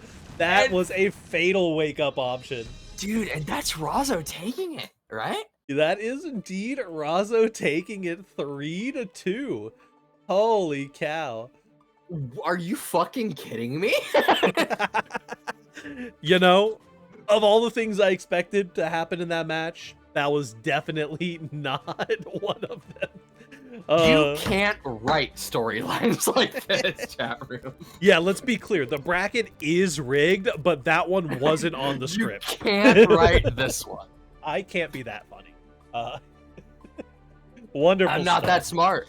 I'm not that smart. I couldn't do it. Good Beautiful. God, dude. So we're gonna be running out here real quick for a 15-minute break. We're gonna be back with Jack versus DM Danny, who's been kind of sleeping in the bracket so far, snuck by in the other pool where we haven't been hosting the stream matches. But DM Danny, El Maza himself, has been absolutely cooking, I'm sure, in the bracket so far. Thank you, Roddy Rocket, for the follow. We're gonna go get some water and catch a bio break. I'm gonna try to fix my hair. I don't know. I'm just gonna look in the mirror and be like, "Who are you?" I don't even know anymore. Games are recorded, commentary is live. Thanks you for following the script. Games are recorded, commentary is live. I gotta add that into the vernacular for sure. That's so sick. We'll see you guys here in 15 minutes with some top 8 action. Be back shortly. Man.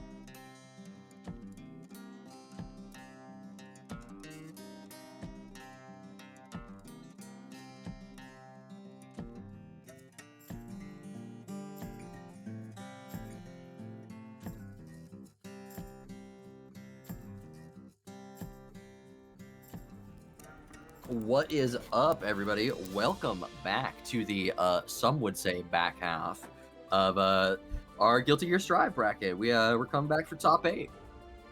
I put one of my Pride merches on, but it's A on new backwards. follower. Hold on. It's on backwards, dude. Come on, man. Listen, we were giving out, if y'all have been lucky enough to be able to meet us at a major, we've been giving out as our like promo for this event, all like for the past 2 months or so, every major that we've been to, which have been quite a few, honestly. Combo Breaker, DreamHack, Kansas KO. We've been giving out this beautiful handmade necklace that Miss Texas Tibbers put together for us with our little rainbow sprites. There we go. I'm gonna have to get mine resituated here though, because I accidentally put it on backwards. Pretty. Real good at this.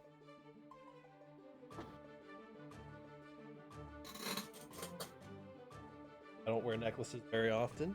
Make it work. Dude, come on. Just put it around your neck. It's not... What? What are we doing here? Listen, it's too small for my fat head. All right. So Dude, does it not have like a clasp? It does, but it's hard. All Oh, right. yeah, that's true. That's true. Well, my bad. I forgot I have like a buff. I'm a woman. Yeah, come on. I'm new used to this. That's my fault. I'll teach you. We did it. We did a makeup panel. We didn't do a jewelry panel. All right. Well, you know, maybe next time I'll host the Pariah necklace panel. Well, it's not actually on, but it's gonna look like it's on for the point purposes of the stream because we got a game on our hands. Let's go.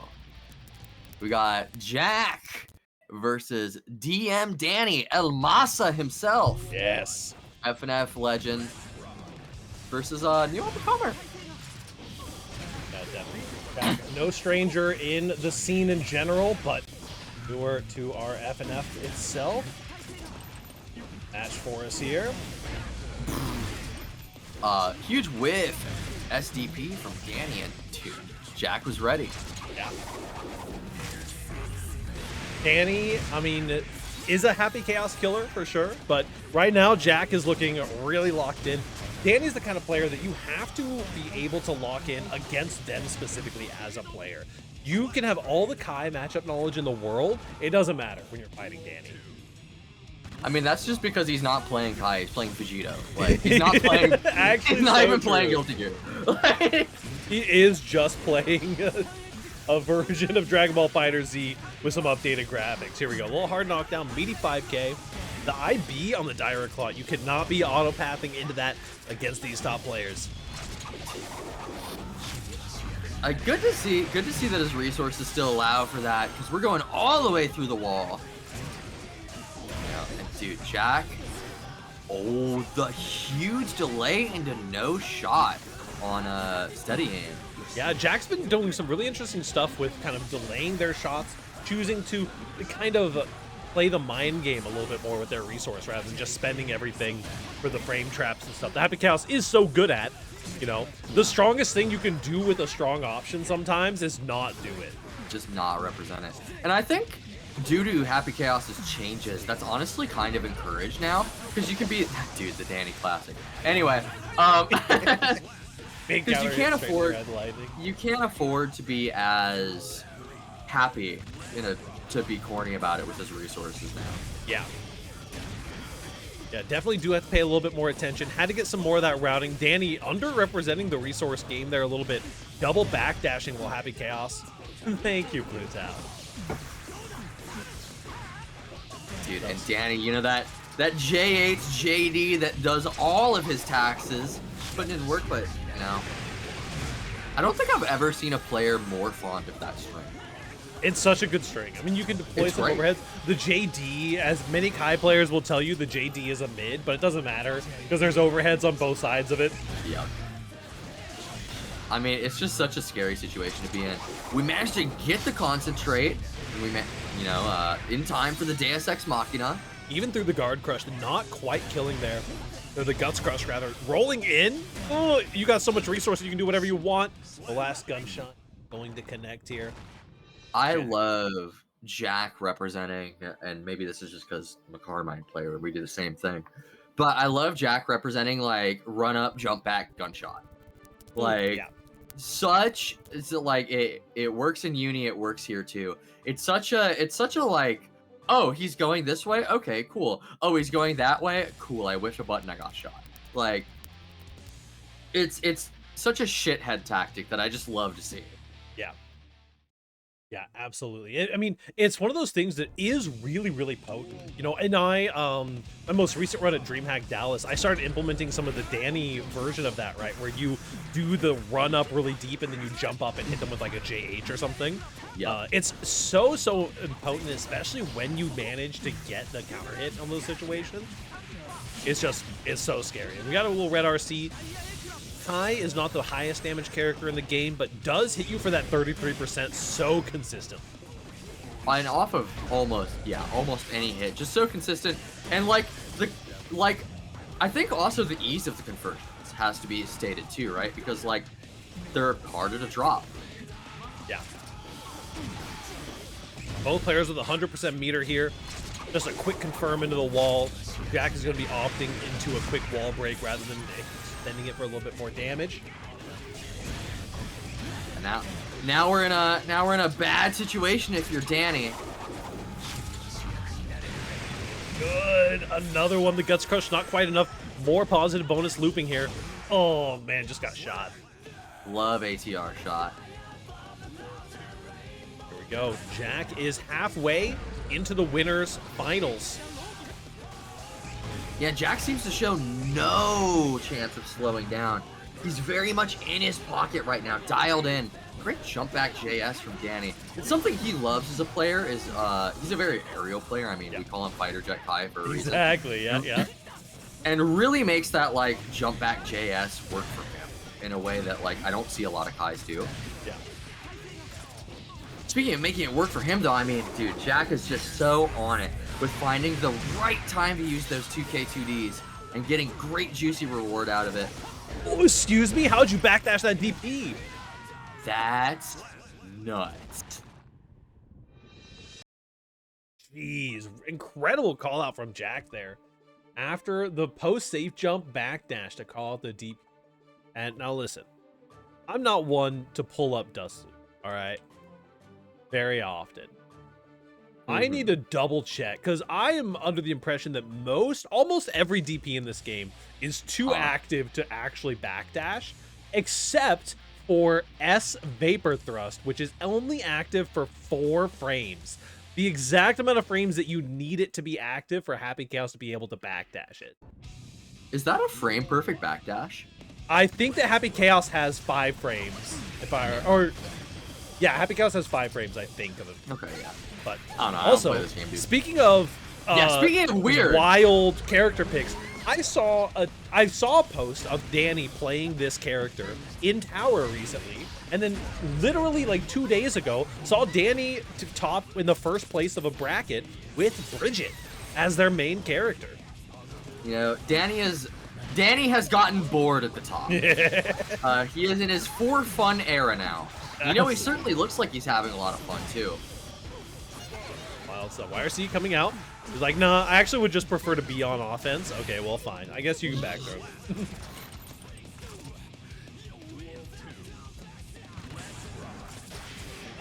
Round start gunflip, actually. Interesting. Interesting. But you gotta be careful because because Jack is really locked in on some of this Bridget counterplay. And if you have not been refining your layers on the character, look at those IBs, but a good backdash from Danny. He's actually looking to run away with this a little bit. Has 100 meter right now. Tap does. Tap does. I mean, we saw this from Hotashi. Super, but We saw this from Hotashi earlier too. Just playing that really nice layer 1 for the Bridget. Is HC Kai matchup really that bad? Or is HC Bridget that good, I guess? I think that Danny's just been enjoying playing Bridget and is getting down to the wire here and needs to mix it up because the Kai wasn't working, but we already see the Bridget putting in work. I mean, and you're so right about that layer 1. I mean, Bridget's like layer 1 is so strong, right? Which is a benefit for Danny, right? It's the same reason that he plays Kai. Has multiple characters in multiple games, needs to be able to just kind of pop in and do the work. And the Bridget layer 1 maybe a little bit more mixy than Kai's, which gives you more opportunity for against some of these players. Right. I mean, Just sending it. even a Bridget without all of the technology is still a Bridget, right? You still have to be aware, right? Absolutely. And, You cannot be asleep at the wheel because Bridget will run away with the game and find those. I can't believe you just killed there with that rod. That's incredible. I also can't. I didn't know it even did damage, actually. That one's for you, Bridget Mains. Don't hurt me. Yeah, Bridget, very low damage. You know, you can just IB the second hit of Close Slash. And... True. Just IB it. Just IB it. Here we go. Getting into game number 4 as Danny is starting to pull it back with the Bridget pick potentially. But Jack coming out swinging for this round. Yeah. Just not a care in the world for Jack. And seen a little bit of wild assault pressure. And yeah, we're seeing well, Kai-isms in Danny's Bridget, using those huge buttons to kind of maintain that space before we're just in, before you know it, right? I mean, listen, at the risk of sounding like my good friend Joe Jame, Bridget is just Kai, but you just block string people twice as long and don't end unsafely on Diaraclon if they IB you. Ooh! That's a brave burst coming in there, trying to get a yo-yo toss out. Dude, and just Danny again proving he just has impeccable understanding of like spacing concepts. Like And- that tipper far slash. Yep. The tipper far slash, the TK fireballs also really useful. Transition over to the Bridget. That's just a throw on that. Okay, sure. I'll call out your fake pressure.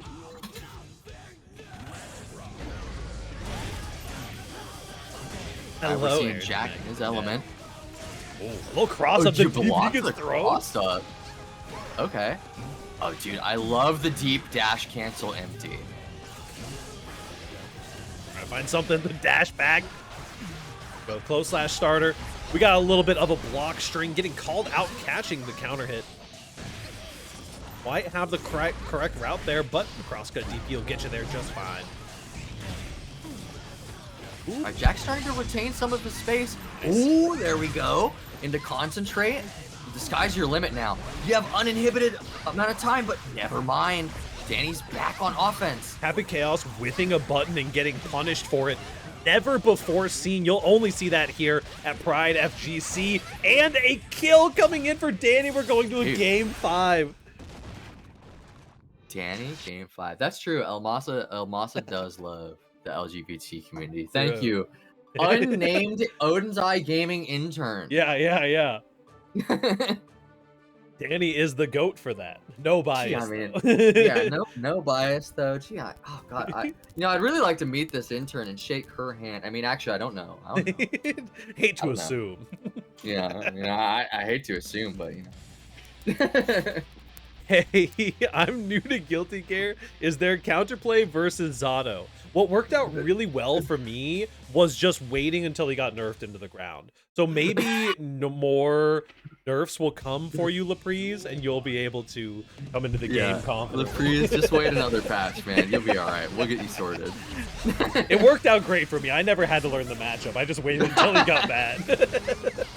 I can't believe they took his legs like that, man. I can't actually. It's just the cycle of life.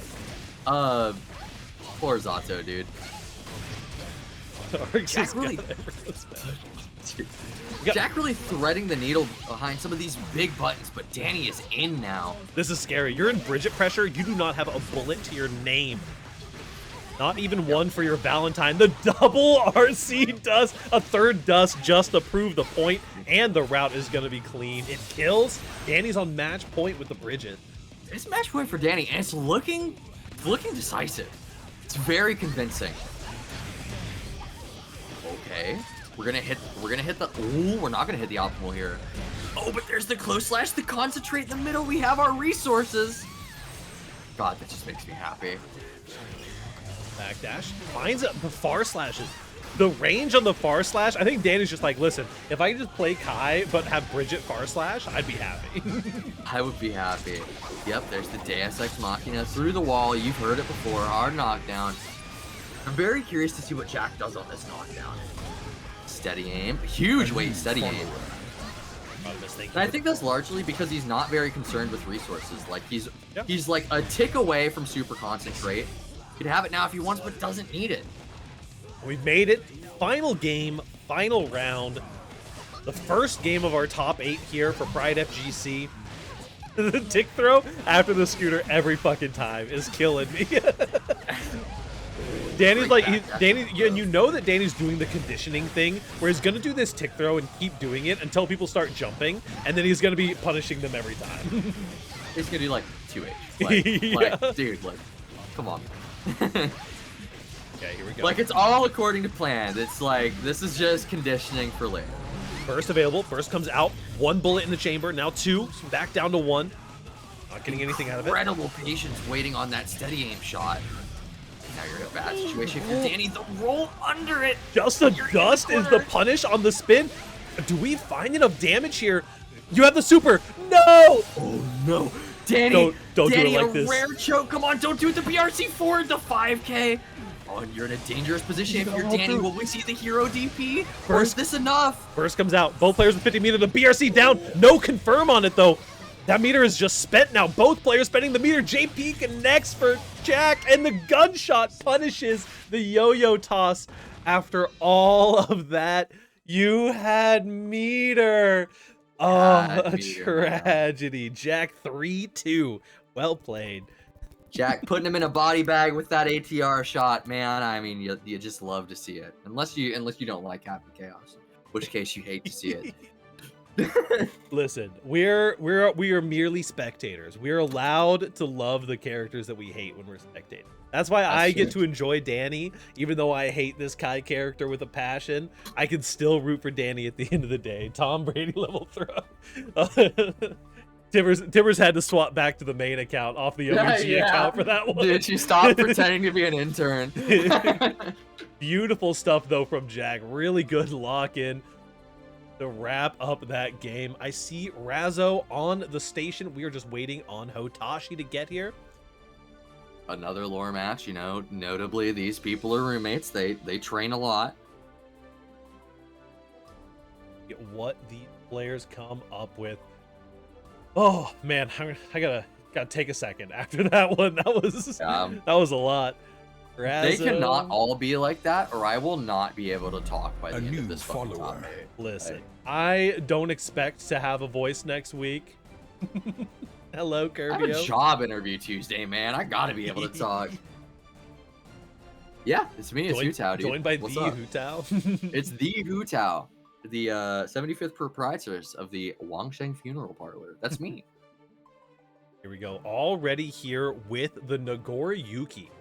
Hotashi is locking in for our semis against Razzo on the Slayer. The lore matchup. Hey, Tonsky. Thank you for the follow.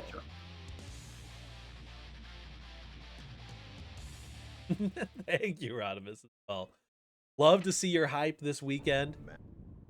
Duel 1. Razzo, Hotashi. Razzo loves round start KD so much. It's so good. It's so fun. It's good. Listen, all you want to do is dandy step people as this character, and when you get to, it's so nice. Yeah, I mean, it's just fun. Huh? Yeah, Hotashi. Hey, what are you gonna do? We're gonna be getting a lot of blood back for that one. Was at the 2 blood stage, but now time to Fukyo forward. Blood-sucking universe. Oh, huge close slash coming out. That'll be it. That is enough to kill. I mean, was there any doubt? It's Hotashi. It's also Naga. Like, come on. Razzo, your favorite player's favorite player. Ooh, back throw incident. Right back at you, I guess. Oh, dude. Incredible patience from Hotashi, waiting for that throw, and now you're in a really bad What situation. is happening? Razzo. Not again. Dude, Not again, dude. It's the whip. Dude, come on, man. You live with her, dude. Come on, man. You can't do that shit. Oh, not again. I was being distracted, and my commentator senses went off. I was like, wait a second. I've heard this stomp into throw too many times. Actually, Yep. something is amiss here. Dude, I was alarmed. Like, good stuff from Hotashi. Taking a decisive first game for sure. We'll see if the blood-sucking universe can go on the opposite side. 6P into DP. catches on the close slash as well. That is rough. Beyblade from downtown. I mean, sometimes having those big belligerent options are really the stuff that will go well against a character like Slayer. You're doing kind of like gimmicky counter-hittable defense as well as offense, right? You're using these Mappa hunches to get in, and if you just have a full screen far slash that you're throwing out, what are they gonna do? I mean, what are you to do in that situation, right? I mean, just like, you just kind of got to hold it, right? You just saw it right there. Got the start of what looked like a Kara Mappa hunch, but just got hit out. Yeah, and dude, Razo is trying to enforce that. There it is.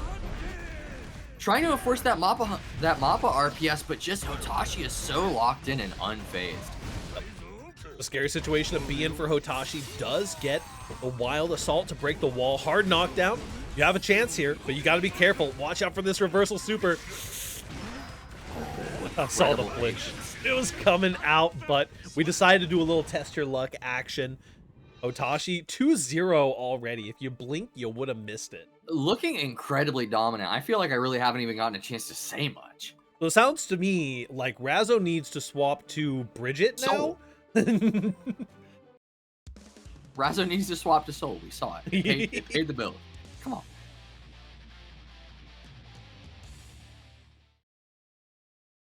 I'm curious to see if like Razo will even have time to make the adaptation she needs to find success in this matchup, or if Hotashi's just gonna keep going. We're gonna see. We stuck it out on the Slayer. We find the mix here. Razo believes that the Slayer has what it takes. Little bit of respectful bagging from Lord Hotashi. Got a little universe 2K. All right, you're dead. Cinematic. You're deader than anybody's ever been. You could have hit 5P and it would have killed here, but are there any Faust playing in this? There were some Faust playing in the bracket. I'm not sure if any of them made it to top 8, although our top 8 isn't fully filled out yet, so. Oh, dude. 2D round start. Bold option. But, you know, it made sense considering Hotashi's, you know, kind of demonstrated he's doing like bigger, higher commitment options, but happened to backdash that time. Dust coming in. Yeah.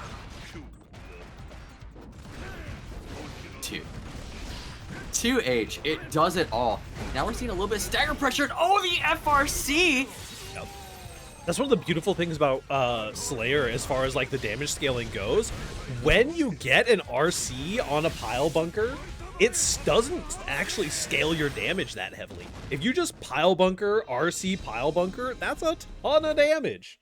Yeah, I mean 200 meter universe pile bunker, FRC pile bunker, FRC pile bunker, like, dude, where'd my health go? Like,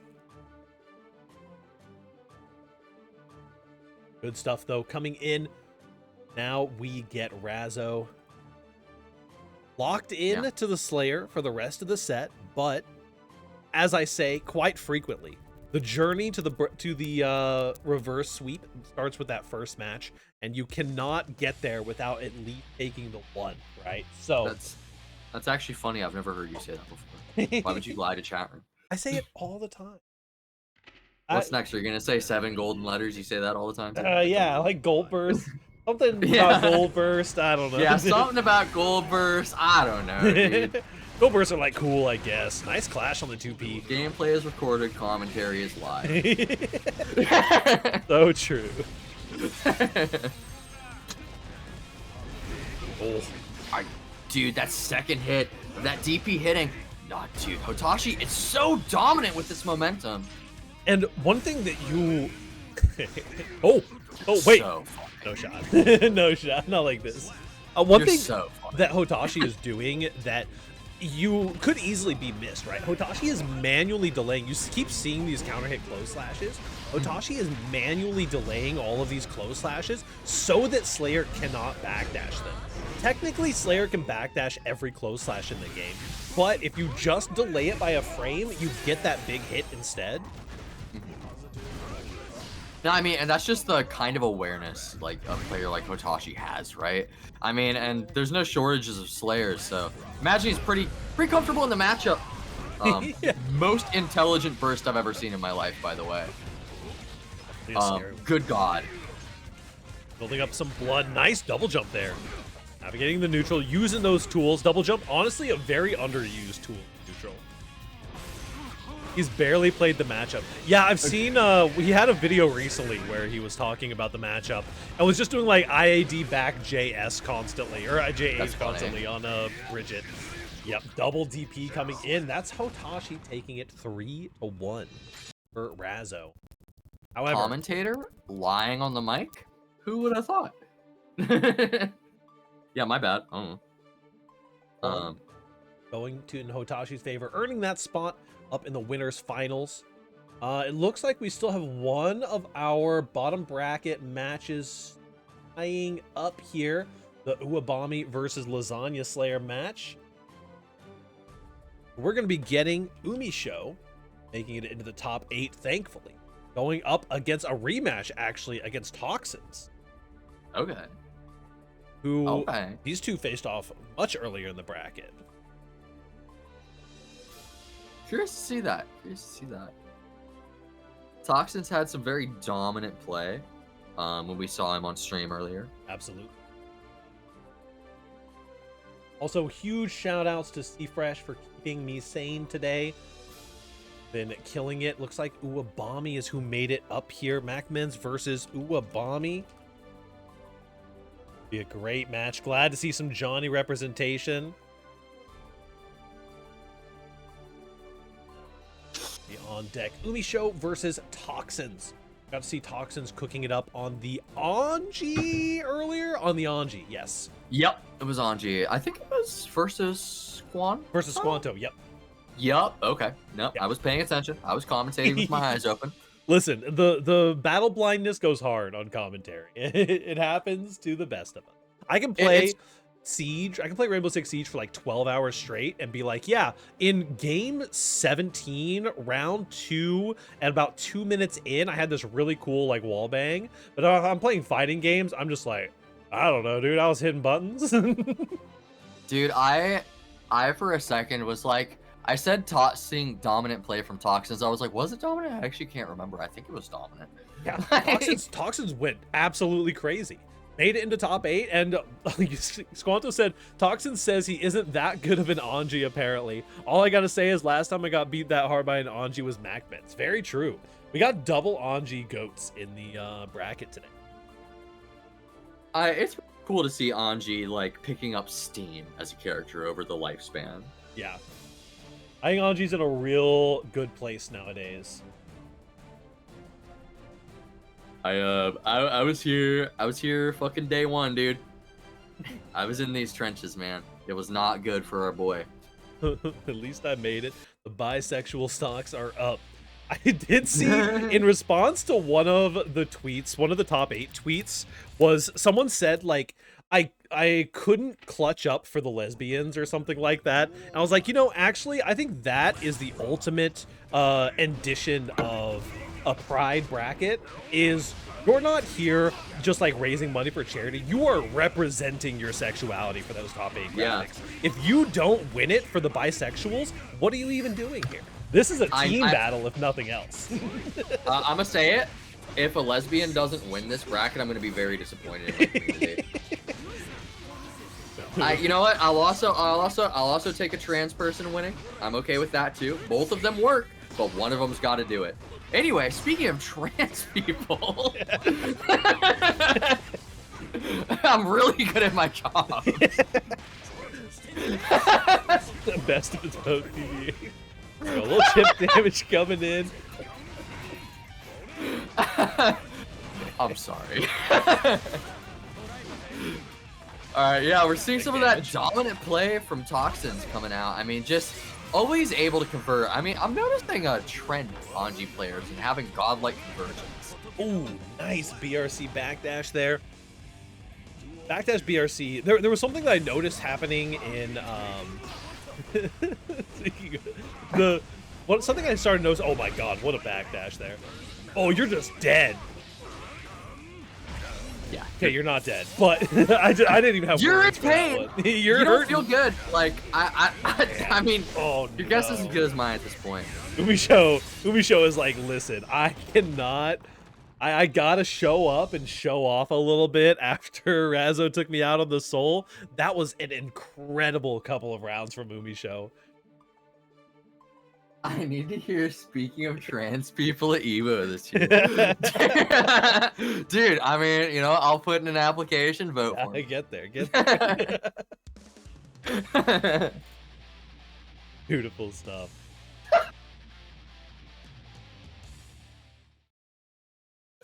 Excuse me. Into game 2, Umisho Toxin rematch. I believe that Umisho took their original match decently decisively, but we will be able to see here. Umisho seems pretty locked in so far. I mean, ooh, great IB from Umisho. And this is like the classic, like, cage dog, like Umisho gameplay that we've come to expect, right? Double backdash? Just chilling, great defense, and then you're in. And also, yeah, double backdash. Like, what? Backdash the Fujin and the follow-up? That's not classic. No, it's not okay. Low profiles the butterfly. Coming in again here. A little mix. I like that. Ooh. Throws the close slash.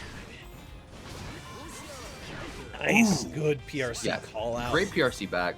I mean, this is what Toxins needs to do here. Toxins needs to slow Umisho down a little bit so that they can find those interactions. They need to be able... Ooh, that finally hurts. Oh, the double 2K.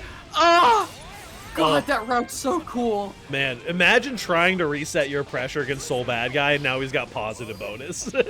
Yeah. And he's doing this. The whiff 2D, that's fascinating. Oh my God, it's party time. So this is what I meant when I said cage dog. Yeah, you're dead. You're deader than anybody's ever been. Also, thank you, official Onzai Gaming intern. In the spirit of the bracket, please know that we hope that anyone wins. Everyone has joined the bracket, and the Discord has done so much to open their hearts for the LGBTQIA+ community. Very true. We are here raising money for Pride for the Trevor Project. Every entrant has had their entry fee forwarded over to the Trevor Project, as well as donating to the Matcherino, exclamation point Matcherino in the chat. Sends 25% over to these beautiful players and 75% over to the Trevor Project. And, I mean, the 25% is well earned. Look at these bombos coming in from Toxins. You're not dealing any damage. You made it to the wall, though. Saved by the wall. I would bet that was probably like a margin of like 2 to 3 damage if it did or didn't kill. Mm-hmm. Like, Wild Assault's so funny, man. It just the proration is just crazy. It's so good, and it's funny when you get those like huge wall-to-wall combos and you're just begging for the wall break to have enough damage. You're dumping all of your meter, all of your burst meter just to try to get that wall stick. Yeah. I mean, it's just, you just have to get there, right? All right. What video game are you playing here? This ain't the Guilty Gear Strive. I know that. There was some exceptional patience, but now we're in. Oh my God. Yeah, put on a cool pose. Blink and you miss it. That's not a dead character, but that's close. Hurting a lot here. Nice. I mean, honestly, fighting back there is valiant. A lot of people would just be giving up in that situation. You got a mountain of HP to climb. Please don't mash on wake up first. Yeah, please don't do it. Whatever you do, don't do it. Nice. I like the little 2P check after the butterfly. It's the Anji classic. I mean, it's just good. I can't blame him for doing it because it's good. All right, we're getting a little bit of a bombo here. Oh, you spent the meter too. You spent 50 meter just to get counter hit to the noggin like that. Dude, that's death. Yeah, it's not RC down. Oh, no drop. Ooh. You have a chance here. Tragic whiff. Okay. I would bet you my entire apartment that was a HVV misinput. Potentially. I mean, better to misinput it than whiff the HVV. Yeah. You're right. You've never been more right about anything in the like year and a half I've known you. I'm a little worried because I've said a lot of stuff in the since we've known each other. Well, I mean, listen. That's okay. I understand. I do be yapping on occasion. Me too, buddy. Me too. A new Thank you, Wild throw. the Toad Code, for the follow. A backdash coming in. Gets a side swap, but the DP is going to be coming out, and Umisho is just running away with it right A now. new follower. Slightly ironic as well. Thank you for the follow. God. Big, perfect. 7 golden letters on the screen. You know who it is. 7 golden letters, man. All right, cautious little 5K. One side, cautious little 5K. The other side, hit / 6 times in a row. Yeah, I mean, you know, And got the counter hit, mind you.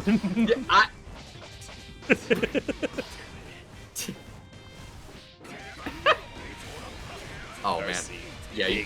Oh, tries to go for a little reset or maybe a drop there. Backdash is the close slash, a little too meaty on the close slash. Tap dust.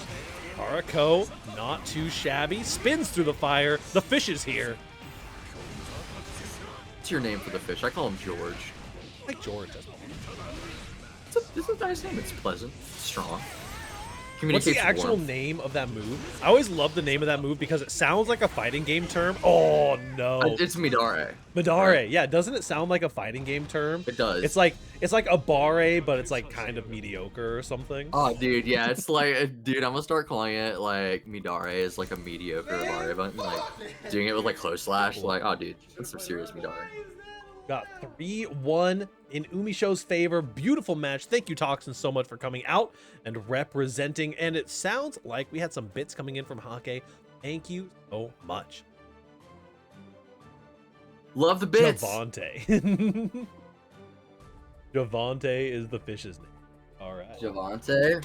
Next up. I don't know, man. I like that name. That's a good, solid name. But I kind of like George, dude. George is a good one. You can't deny it.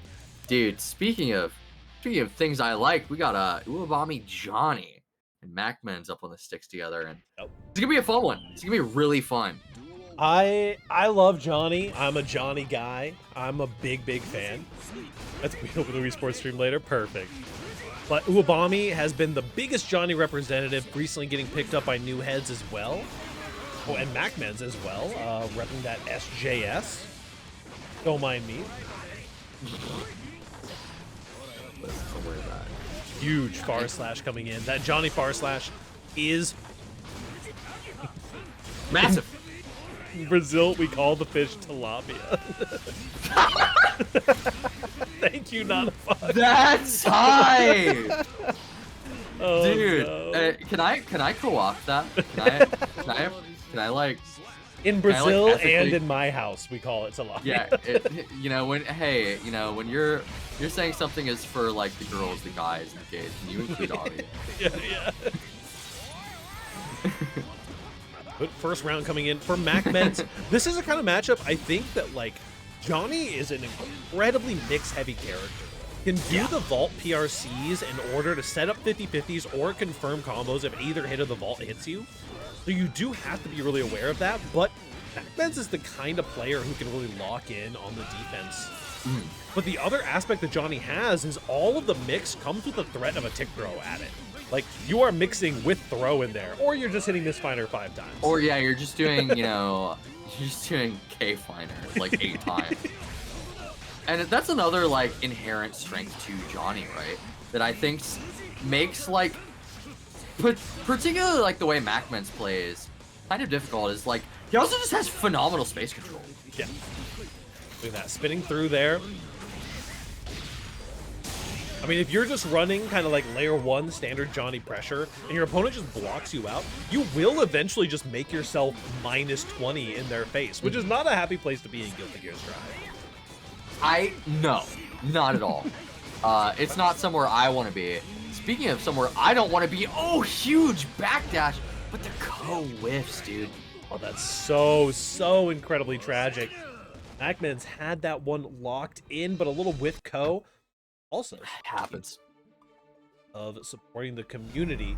A new follower. Cosmozone, right? They donated another, it looks like $100 coming in, $25 into the Pride pool, and another $75 into the Trevor Project fund, bringing us up to a total of $244 raised for the Trevor Project just tonight, not even counting entrance. So thank you all so much for supporting us this weekend. Let's go. Big ups, big ups. Dude, MacMens is making that far slash work for him, man. I mean, you have to. The Johnny, like, it is such a potent tool, and you would be a fool not to use it. No, absolutely. And I feel like it's, in a lot of situations, like, probably one of the best, most meaningful ways to contest Johnny when he's trying to play that very particular mid-range game that Johnny loves to do. I love the RC there to eke out a little bit of extra damage. They're coming in. We're far slashing. Zani Zoner, by the way. True. Yeah, it's not J cuts, it's a C. holds that S-Finer for like forever and a day, and it still hits. I really like the TK Finder coming out, but the Gold Burst as the punish. 5P whiffs, that's a scary situation to be in. That's something I really great spin. Something I really like about Uabami. Very content to take the small stuff. Oh yeah. And I think that really lends to like the character in general. For sure. The character does want to get a lot of those small hits. They're not the craziest big damage conversions, not the flashy ABBA or Slayer combos, but does Death by a Million cuts you. And when they get the ball rolling, will absolutely run away with the game. You start seeing those PRC cards come in. You start seeing those TK Finers coming in and getting you those instant overheads. Right now, though, MacMens is tied up 1-1 here, kind of locked in a little bit harder on the second round for us. I mean, if you're MacMens, right, like, it's like such a cerebral player, you're at this point like already like identifying like, oh, word, this is how this matchup is going. Like, I've seen a couple things that work, I've seen things that don't work. Uabami isn't representing anything super new. Okay, I'm dialed in. Yep. You got to figure out what layer your opponent is playing on so you can either meet them there or surpass them. Toxins, we are very glad that you made it here into the top 8 as well. Yeah, stoked you made it. You're fun to watch. 2 Anjis in top 8 for Pride. We take that. Yeah, that's true. Follower.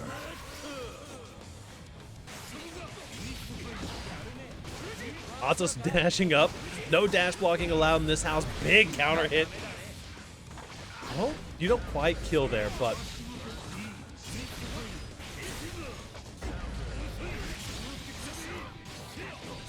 too bad.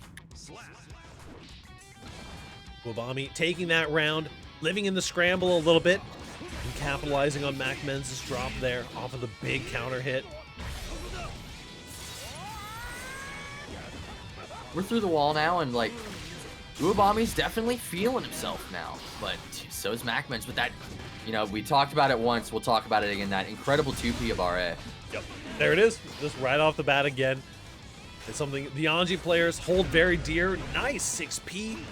Oh, dude, what an interesting, like, side switch, too. Dude, playing the spacing game, but MacMens finds his in. We're getting some damage here.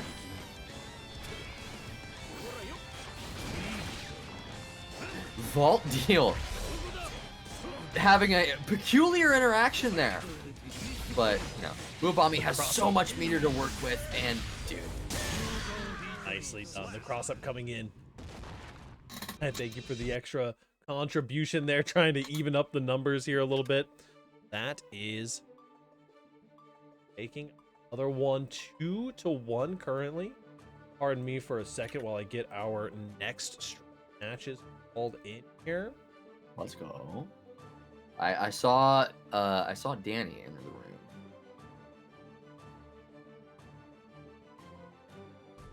Ba-da-ba-bum. Believe that up next we should probably hop up over to the winners final. And then we will wrap up our bottom side of the bracket. So we're going to get Jack versus Hotashi coming in next. Should be fun. Should be fun. I'm curious.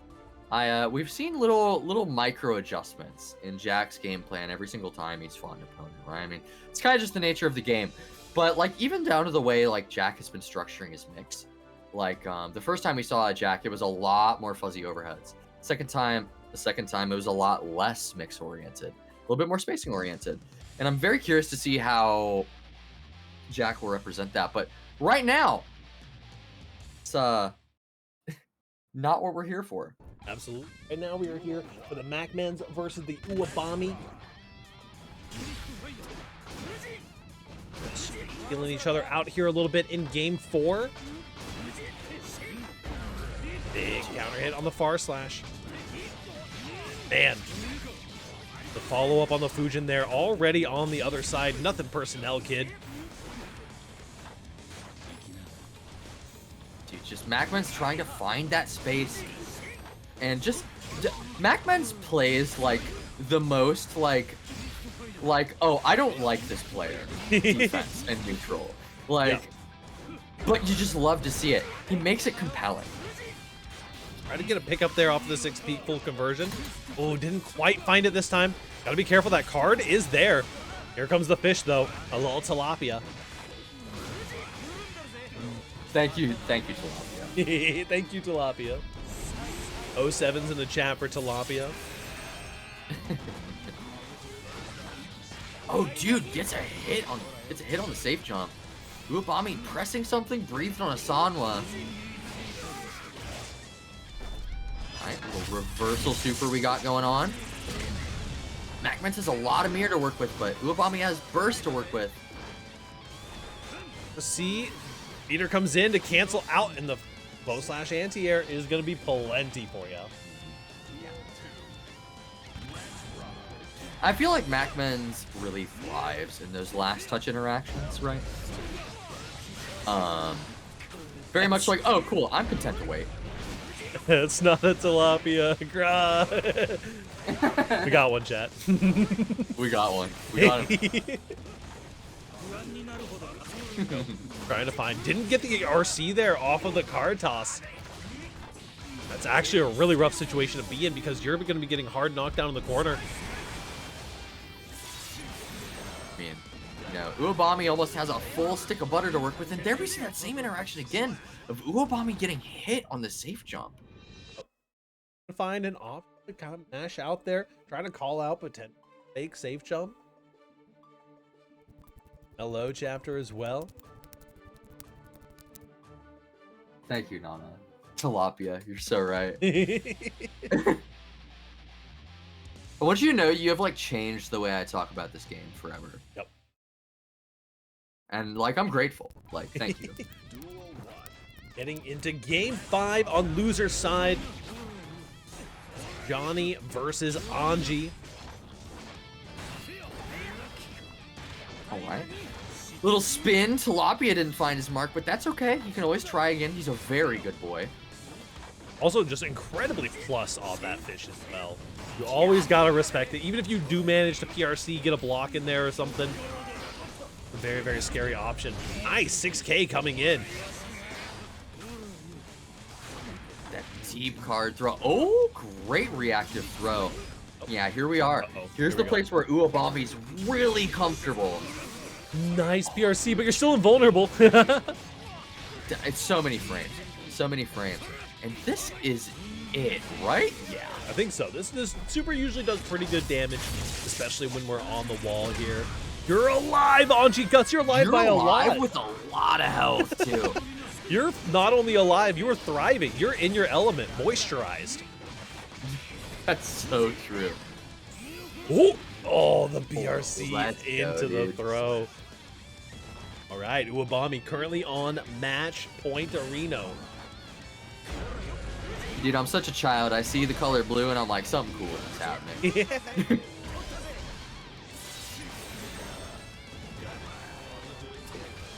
Tap dust coming in. tap dust. Uabami saying, no, get off me. Gonna let that burst fly. JK catches the jump follow-up. Super through the wall.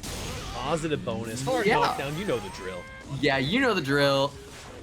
Ooh, calls it out on the fake safe jump. Tap dust comes in, another one. Tap dust, but there's another one on the back end. We saw Danny do that same sequence earlier, and that's one of my favorite sequences in Strive. It's just tap dust, RC, tap dust, RC, and then you just tap dust in the combo too. Just to... I mean, why not, dude? Like, Nice. you might as well. Winning out the neutral game, getting some whiff punishes in there.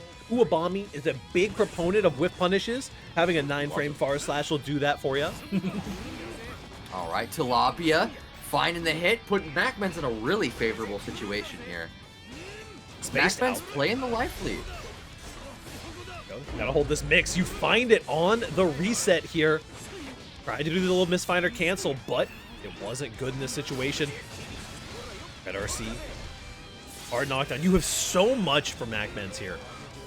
So much. I mean, PRC throw. Now you're in a very dangerous position. Yeah, it was a super RC to beat the safe jump. Incredible stuff from Uabami. Honestly, I'd never even think about super PRCing Johnny's super. I guess it's technically, you know, you can get some iframes out of it. Yeah, for sure. Uabami has so much butter to work with. Oh, no Red life RC. lead to speak of, but you're still into such a dangerous position if you're Macmans. Macmans is so locked in right now.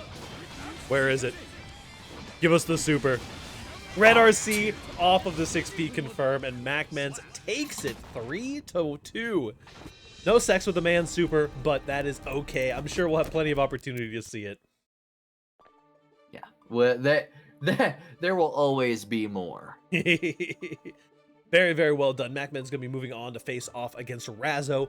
For now, though, we are going to be moving up to Jack versus Hotashi for our winners finals.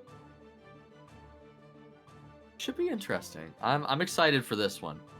I mean, obviously Hotashi been putting on a very dominant performance all night, but Jack's also been putting on an incredibly dominant performance too. Really feel like out of the players we've seen, definitely some of the best, like I was talking about earlier, like micro adjustments. Yep.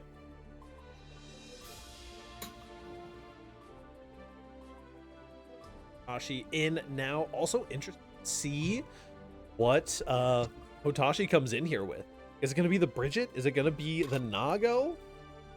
In Hotashi play around on some Tetrary characters as well, but I think the Bridget. Is it? and Yeah, I Nago was gonna are say, really is it gonna be like a wild card nonsense pick? Who knows? Only proof of a hero knows. the random ABBA? Like, Maybe. I don't know, dude. Like, you never know. I love guessing for my life. Oh, I defend the best overhead in the game. I should be rewarded. Right? And take my turn. RC, oh, it's safe. And then they 5D again. Guess I lost. This move is an abomination. Oh, no. that's so sick, dude. I might tweet that. That's really funny. Oh, no. Not like this. Not like this. We missed out on sex with the man. What kind of pride celebration is this? The best kind. Kind that lasts all weekend. It really lasts all month. We've been putting work into this event for the entirety of the month, bringing out tons of awesome players, reaching out and trying to get all of the people in here so that we can have the best representation possible for our lovely little Pride tournament. I swear I saw Hotashi join the room, but then vanished? Question mark? Yeah, I don't know where he went. Maybe a game crash? Oh, wait, no, he's literally hiding behind you. Nothing personnel, kid. Dude, this guy was listening to the stream like, in wreathed in shadows, I await. Like, just saying like some LARP shit like Hotashi does, speaking like he's a vampire. Like, here we go. The Bridget is coming in. Hotashi versus Jack. This is the first ever Pride FGC major, and this is winners finals. Make some noise in the chat for your favorite Hype. players here. I'm hyped. All right, Jack electing to play a little bit more patient. I mean, we've seen Jack tend to opt for a decisive round start every time, but we already saw the little micro walk back to just wait and see. Those were the kind of things I'm talking about. Now Jack's in party time. Little BRC keeping it going, blocking that DP. That TK BRC is very, very scary stuff. And if you whiff a button there, you're getting incredibly punished. So well-earned burst there for Jack, but now good burst again. Just finds a little pinprick there in the corner and converts it into a kill. Be done. I love the just wait, bang. Just that's all I need. Bang. It's so sick. Oh, A new actually dodges out the roll and finds a punish on the other side. Projectile is cheat. Thank you for the follow. Don't worry, there Dude, are. who are you guys? Where are you coming from, man?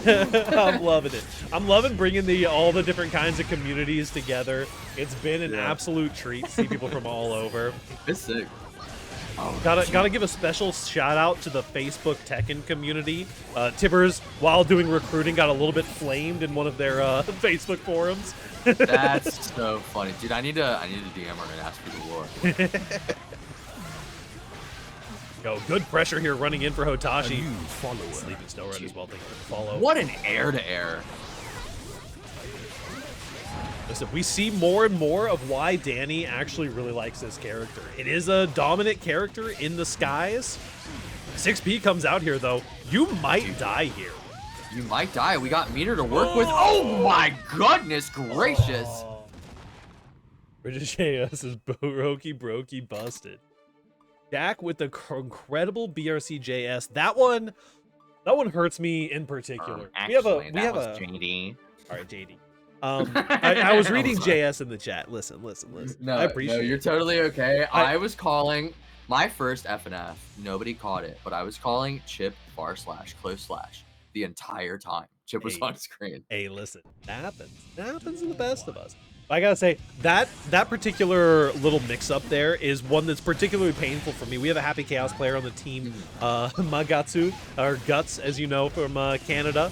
They do that mix all the time, and it is so painful to get hit by. It's cool. And it just kind of works, because, like, it's one of those, mix-ups. All right, I'd like you to take some resource. Dude, it's Groundhog Day. We're repeating the BRC into DP. You know, we had some butter. We kept it safe, but... Yep. It's a little scary. The walk the dog combo all the way across the screen for the dog. Dude, walk the dog. I forgot what that combo was called. Thank you. I used to call it that all the time. Oh my god, and the gun flip clash and getting the full conversion through the wall. Getting some resources. Jack's in a very healthy resource situation right now. Just runs under. What is happening right now with Jack? Tries to get the gun draw with the fast BRC down, showing us the elaborate uses of BRC. Gets to shoot here, and I think you're to the wall, aren't you? I think you're just dead. Even You're without dead. the wall. No wall needed. Jack is up 2-0 quickly. Dominant performance. I mean, blink and you'd miss it, honestly. Very, very scary stuff. That can happen at these higher levels of play where it's like, it's not necessarily one player being like objectively better than the other or anything like that. It's something I call out all the time when you'll get into like more deeper layers with these players and you'll see counter hits all the time, right? And you're like, why are you getting counter hit all the time? Are you like a floor 8 player? Like, try blocking, lol. But it's like, you're just so deep in the layers, and their counterplay to what your habits are is so intricate at that point. They're catching you in very specific spots. I guarantee I'm not counter hitting Hotashi in that situation, right? But Jack is finding it. Oh, dude, and Jack is demonstrating so much. Like, confidence wins you interactions. Absolutely. Like, did you see that clone sandwich pressure? Like, just there. We got an interesting situation here, though. We saw this when Jack versus Danny earlier. NFT corner pressure. We have 0 resources on deck for Jack. 100% meter available, but... Oh, the air deflect shield actually working? I'm gonna be honest, I've never seen it. I forgot you could do that. I would never forget because the Faust bug terrified me so Oh, much. you're right, you're right, you're right. You're so real, so real. Dude, just don't deflect shield a banana peel for it. Like, what? Gets a roll through mix. It's now time. Ooh. The super low to the ground J2K, making it look like you can't get a second overhead there. Oh, 2S connects. A tragedy.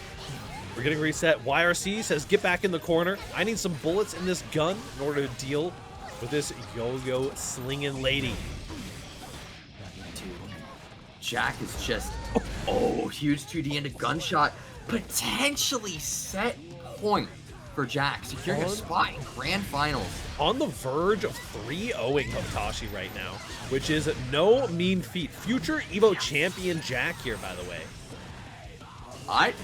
You know, I might be a believer after today. I gotta be honest with you, chat room. I said it as a bit at first, but now I actually kind of earnestly believe. And we got so much meter. We're in such a good position. And Jack has proven time and time again that with meter, bro can make anything happen. Yep. Like, can make such anything. a creative player. Just a gunshot. Just punish your startup with a gunshot. I already have my gun out. Why not?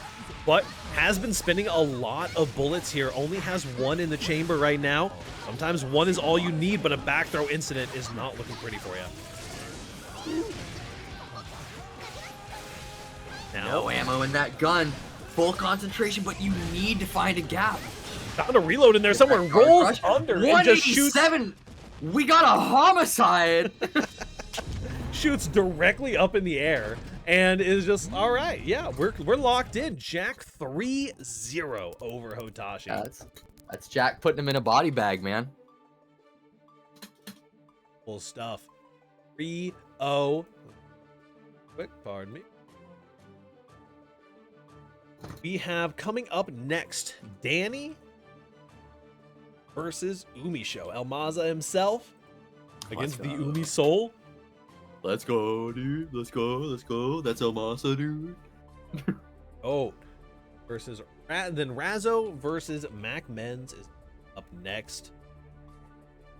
We will be in that most wonderful time of the night. It's winter stays for the rest of the night at that point. Yup. Your favorite part of the night, my favorite part of the night, and the other favorite part of the night is the whole night, honestly. PRIDEfgc has been such an awesome event brought to you by so many different organizations. Onzai Gaming, that we are here representing. Fight Sticks and Flash Kicks also is our tournament on Thursdays, who are our TO infrastructure is what is providing this wonderful tournament today. And we have a bunch of other organizations. Shout out to Nine Moons. Shout out to, oh gosh, let me look through. We got Big Bombing Brawlers. We've got Khalil hosting Dragon Ball Fighter Z for us. We had AGN hosting Super Smash Bros. We had Saki Sakura in Mortal Kombat. Exerd hosted by the Training Mode Network. Grand Blue, of course, my friends over at the Ban Bracket. Mystery Bracket still going on, by the way. I think they're fighting in MS Paint right now for Grand Finals. I don't understand what's happening. PRIDEfgc next year, this time next year. Listen, we got it. When we gets to run an event, I just like close my eyes, dude. They've been in grands for how long? Well, it feels like forever. Apparently they drew a picture of me at some point as like one of the Jackie Nuts won after 5, just finished. Jackie Nuts won after 5 hours. A beautiful. Good fucking God, dude. Are you for real? That's a 5-hour grand finals, man. Listen. They raised $221 in their Matcherino. Beautiful stuff. Absolutely knocked it out of the park. The mystery bracket was a wild success. I'm very happy for them. We are just waiting on Miss Umisho to get here. I'm being shout out to the MS Paint 1v1 is insane, and I'm here for it. I don't even think it was MS Paint, which is the best part. It's some like weirdo. I don't know what this is. It is not MS Paint though. It's like a Yoshi drawing thing.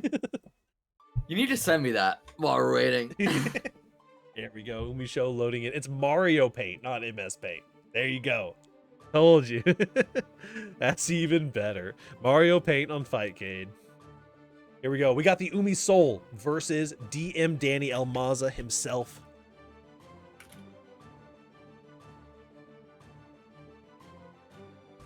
Here in this is losers quarterfinals. Get your quarters ready.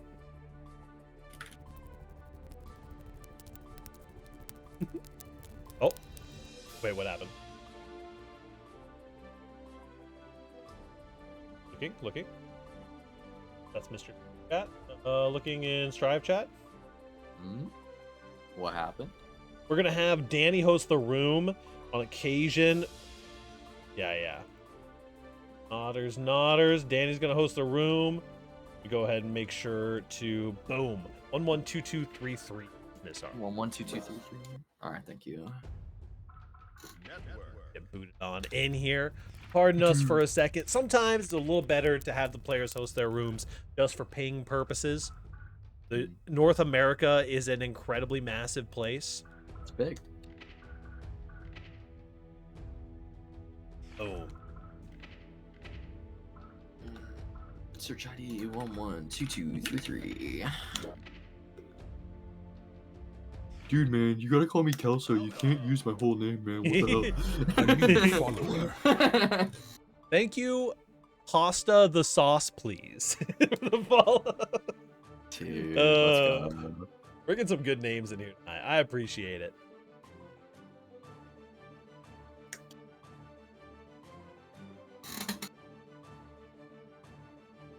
We're 16 S Broly. Movie command grab. Hell no, dude. Dude, if that was my training partner, refund the game. No chance, man. Here we go. Getting into it. Game 1. Talking that Jack-a-Dandy. Danny versus Umi. So Jack-a-Danny. Jack-a-Danny. This is Umi show.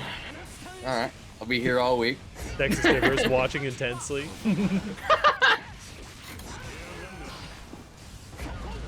Big counter on the JS. Yeah, just huge. And Danny's so smart about finding those two. Ooh, okay. Found a nice little close slash whiff into the punish there as well. Umisho not quite blocking. Umisho kind of electing to be a little bit patient because she knows that Danny's, you know, how would you say, fast player. I think. Yeah. Waiting to find her space, and this is a big conversion. Yeah, buddy. Man, look at that. Chef's kiss. So beautiful on the routing there.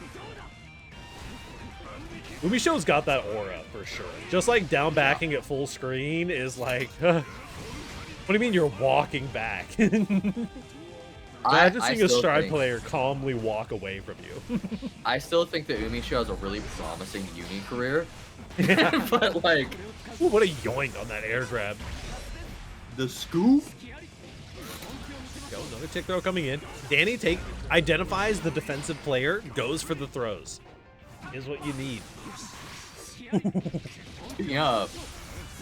Yeah, there's that sequence that Danny loves so much. Just keeping it tight, the 5 tick throw and that's Kevin golden letters. I think that was 100% of that damage was just throw. And then the RC at the end. That's incredible stuff. Yeah. Just saying, if you want to throw hands, I'd be down. Hey, listen. Catcher and Season bracket. 1, Kyle. That's funny. Season 1. Yeah, catcher and bracket, dude. Yeah, that's where it's at. Oh, okay. Oh, I'm on the same. Oh. Uh-oh. I'm trying to run that fade. Well, I'm queued up for next, so whoever wins this has to fight me. Good luck. Yeah. That's a 6P. Right. Yeah, good little 6P. Throws the DP. I saw the startup frames. That's an impressive auto time there. The full run up after 6P Direct Clot throws DP. Today I learned. I can't believe it, honestly. A little bit of a reset here. There it is. We've been here before. 2 H1 hit. Goes for a pretty heroic burst here. But Yeah. if anyone can do it, Umisho definitely can on the Soul Bad guy. For sure. God, that gun feint frame feels so cool, man. Sorry, when Umi shows on screen, I'm like the worst commentator ever because I'm like, dude, Soul Bad guy, just so cool, man. Bursting out, Fuja Arc backdash to the 5K afterwards. Gets a tick throw this time and another red RC this time. It's tick throw nation and Danny is the president, man. We need to give him a more regal title. I think he's earned it, like the Prime Minister. the Sultan of Strike Throw, maybe. Like, we'll figure something out. It's a work in progress, but we'll get it.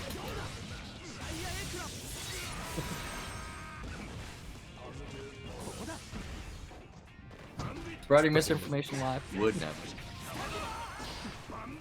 Oh, catches the 5K. Nicely done. DP though. RC right after.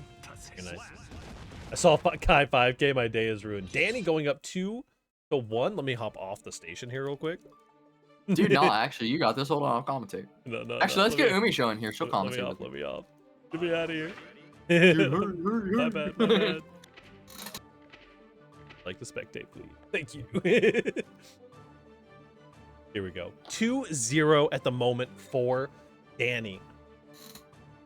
Definitely a strong showing so far against the Umi Soul. Yeah, This is an interesting position also. I mean, I think against most of these multi-character players, you run into this position where it's like, Danny's up 2-0 right now. Pretty comfortable. Definitely comfortable sticking it out with the Kai. However, the ability to swap over to the Bridget if you start losing is still there. You can And just it's completely real. change the pace of the game. Also, Wii Sports, thank you so much for the raid. You guys did amazing over the mystery bracket. I hope you had fun. Danny, we saw today, Danny does play the Bridget, yeah. Yep, and it's honestly really real, Bridget. It's scary. Speaking of real, this strike throw just coming from downtown. Yeah, Danny's just right in that space where he wants to be, man. Yep. And Umi Show is, you know, rightfully so, having trouble navigating it, but we're in now. Uh-oh. Wild throw gets RTO'd. You hate to see it. Just a little wake up RTL. Never hurt nobody. Mario Paint Grand Finals. Mario Paint pictures are really good likenesses. Good to hear. I'll have to look at some of them at the end. Oh yeah, here we go. Here's the classic Bombo. The spirit of Mochi is with us. Yeah, Umisho has to make something happen here. Oh, the 2D connects after the whip 2K and a classical confirm into the Ride It's the Lightning. RTL going through the wall. But Umisho's got a lot of resources to work with. Full stick of butter, positive bonus, burst on the table. Can really make anything happen. I can't believe you blocked that BRC overhead after whipping the 5K. A back throw. This is horrifying. You have burst available. Okay, DP. We're good. We ball. DP. Yeah, potentially set point here for Danny. And Umisho's got to crawl her way up past this oppressive neutral. Danny is really locked in on this Umisho pressure right now. Finds a huge counter hit. You aren't dead because Kai doesn't do any damage, but you are really, really worried right now. We love some DPRC. I'm scared. Go. Find something. Umisho finds a hit. A little knee to the face. Never hurt nobody. Just revolver from half screen. Who cares? Since when does Kai not do damage? I mean, I was mostly talking about Ride the Lightning not doing enough damage to kill, but bursting out. Oh. Here we go. Burst out. No, the Disney Fast Pass. Not like this, dude. Dude, not the Tower Classic, man. And that's Danny taking it up with the 3-0 with the moneymaker. 0 with the Disney Fast Pass for Danny over Umisho. Quite the showing. Umisho, thank you so much for coming out. Scum Dipper, my beloved. Thank you so much for coming out. It has been an amazing time having you and having everybody who has been here supporting PRIDEfgc. Let us go ahead and get our... Well, I mean, I guess we're okay to just hang out in here for Danny's room. Yeah, I mean, I guess we can just hang out in Danny's room. It's not as pretty, but you know they can't see that anyway. Go ahead and get Razzo versus Mac Men's.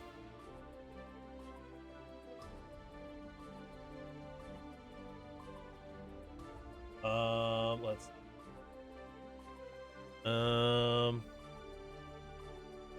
cool if we hang in here for a few more matches.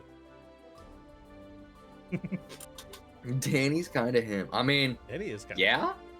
It is DM Danny. The DM stands for definitely him.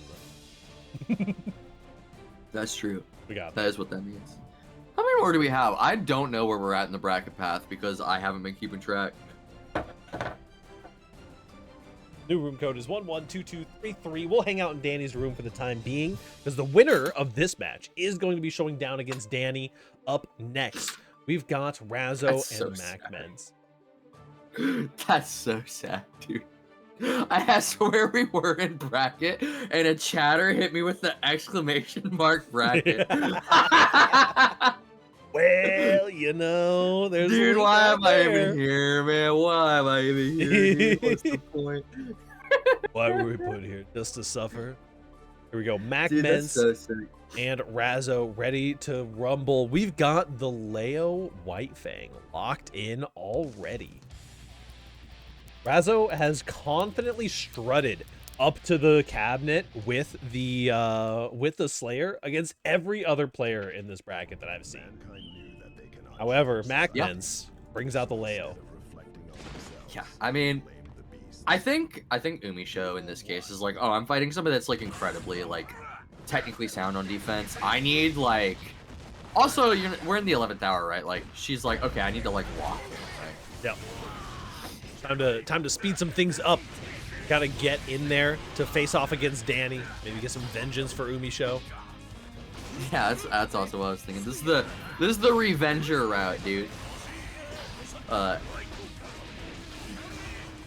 SMT5 Vengeance or something. I don't know. Yeah. Dude. Over our seat with close slash. Some close slash to reset pressure. Beautiful.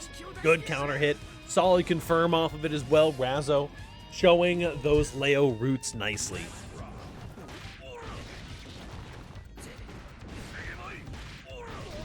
You can't say that. Cannot say Hu Tao got hit with the bracket. That's fucked up, man. Oh yeah, we got the Leo Cat Ears mod. There's two mods that we run here at FNF/PRIDEfgc. It is the Dad Bod Johnny and the Leo with cat ears via donations from our community. Use Slayer cat ears. It's a good one. I like it. He's very charming. Oh, dude. Steals the burst just cause. That's like the second or third time that we've seen a whiff 2K into 2D get a huge counter hit punish. Yeah, it's like it's becoming a trend at this point, and it's a trend I like to see. So, you know, we can keep it rocking. Yeah, I like it. Sometimes just whipping a little 2K in someone's face. As a Testament player, I can attest. Whipping a little 2K in someone's face can go a long way. They're like, why did you recover so fast? Like, I don't know, dude. We play a game where whip punishing doesn't exist. Get over it. You're never gonna be reformed. I've given up.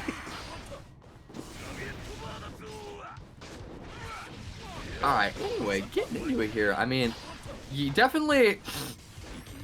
feel the confidence, right? Razzo's like, okay, I'm on my guy, he's him, like, Yep. I'm feeling it, she's her. Exactly. Nice. That's a pronoun joke, chat room. This is really scary. This is a good confirm for MacMens. Looking to 3-touch. The safe jump wasn't real? No. Okay, sure. I mean, how can safe jumps be real if our eyes aren't real? True.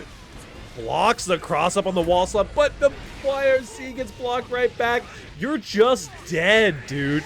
Not like this. Dead as hell, man. That's so sad. Man, 22 votes in for Razzo on who will win. Good spin coming out from MacMens. Really desperately trying to, you know, take back some of the inertia that was lost. The throw whiffs, the butterfly hits, doesn't matter. MacMens once again faking out. Ooh, really? You ran through the tilapia. That's crazy, actually. Here we go. Going back into it. Razzo needs to find something, but no. Gets back thrown. A new follower. This is just not a good place to be unless you have a flash kick. And now, oh, we're getting the loops. Oh, the patience No for punish Razzo. on parry. I can't believe you weren't hitting a button there. Here's that little chime come out We got a little bit of meter to make sure something happens here. Oh no, not like this. Jumps the fan. Oh, the flash kick whiffs. I like it. I like the idea that Razzo is going for there. Yeah. Also, Luca VTT, thank you so much for the follow and supporting the stream. Fireball through the fireball, spin through the fireball. I really, really like how Razzo's using H Fireball to keep consistently contesting spin and butterfly. Huge shout outs to Squirrel. Thank you for the raid with 117 viewers. Also, thank you for participating today. Hopefully you had fun and had a good time here at Pride FGC. Big hits for Razzo. Perfect. 7 golden letters, 2-0. Everybody, support Squirrel over there. I'm sure if you're in the FGC, you're already following. But if you happen to not be, send one over. Awesome content. Seriously. Great content, cool player, cool person. Go support her. Slayer main, instant follow. So real though. Duel 1. Slayer main who's been on a grind. I love the bot calling SQ a Slayer main. It's full on, like just completely disregard anything else. Slayer main. Yeah, I mean, like it doesn't matter, dude. Like the the narrative doesn't matter. Yeah. You know what does matter is this back throw. Yeah, absolutely. Back into the corner you go. Dude, and Macman's down but not out. This has Really been feeling such- kind of the pressure. It's been such a violent back and forth from both these players. Yeah. One player will do like 65%, and the other player will do 65% right back. And here's the parry. Yeah. Excuse me, it's playing Slayer since launch, Kappa. Oh, this is huge. I think that you find the kill, not quite gonna reset to Oki, but a good jump out. Doesn't care, just jumps out, but just didn't matter. Slayer since third strike.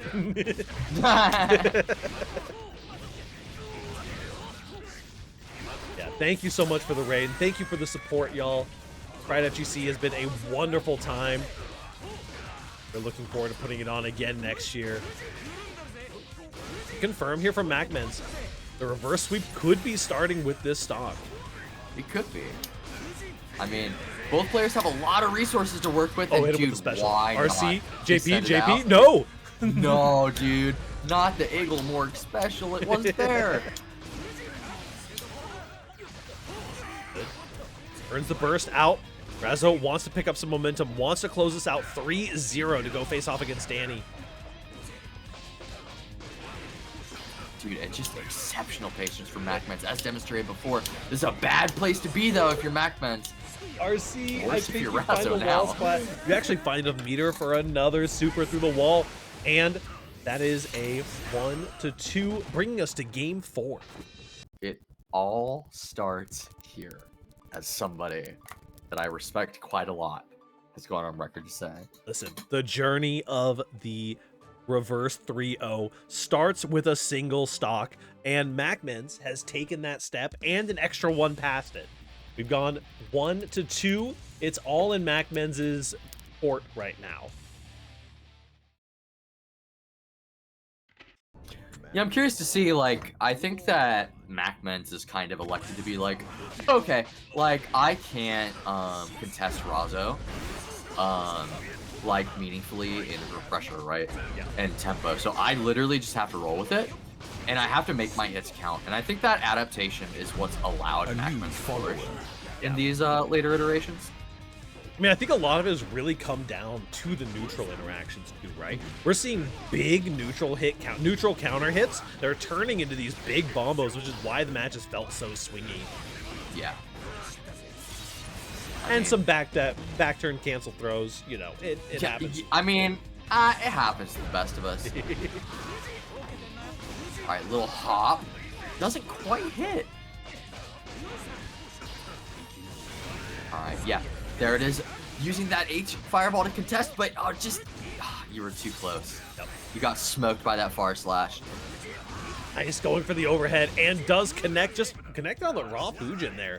Wonder what the option was going to be, but back then, a little bit of celebration there.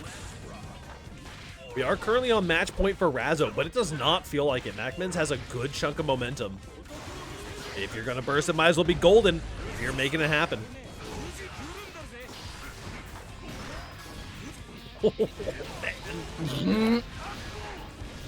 We are playing the Leo Whitefang champion right now. We are playing this guy, man.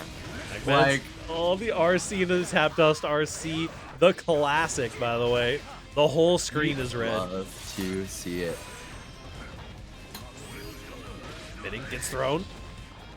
RC to follow it up. Another gold burst, 2 gold bursts in the same round. Guilty Gear Strive. Flash kick. And you're dead? You're dead. You're dead. Razzo 3-1. 3-1. Listen.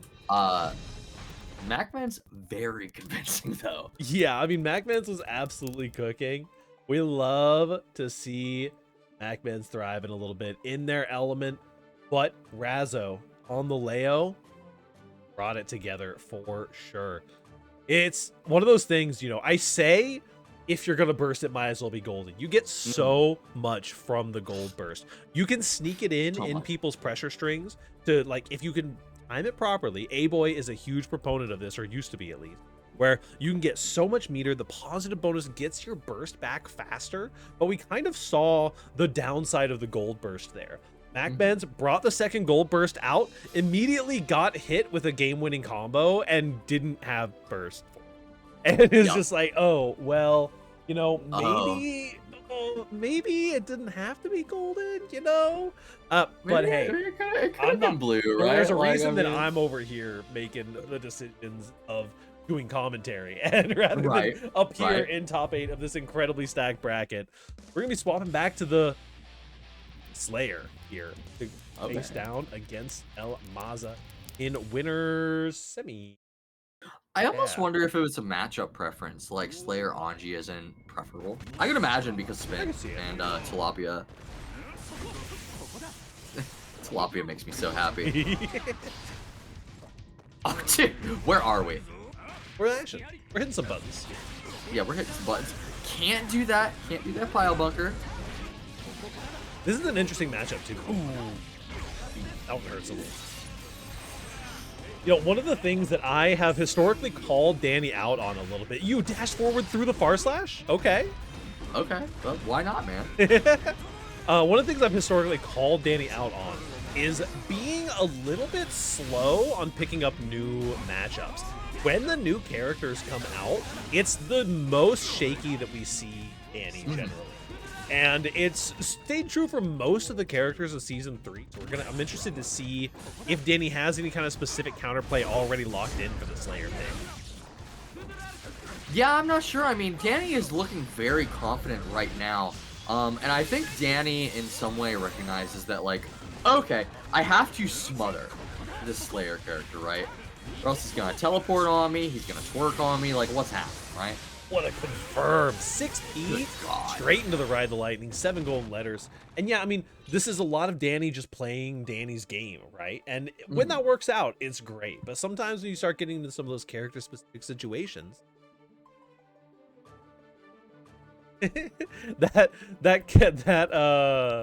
yes, that is Frosty Tools. It scrapes your Twitch VODs and a little bit of chat as well, I've noticed, to put together a custom shout out for anybody who raids it. Duel 1. Let's rock. Hey, listen, if the bot says that it's Slayer main, who am I to argue? You know, I glory to the AI overlords, I suppose. Hand of Doom, little funky little backshot surprise. A smooth Kara, plus like universe as well, but does get jumped out on.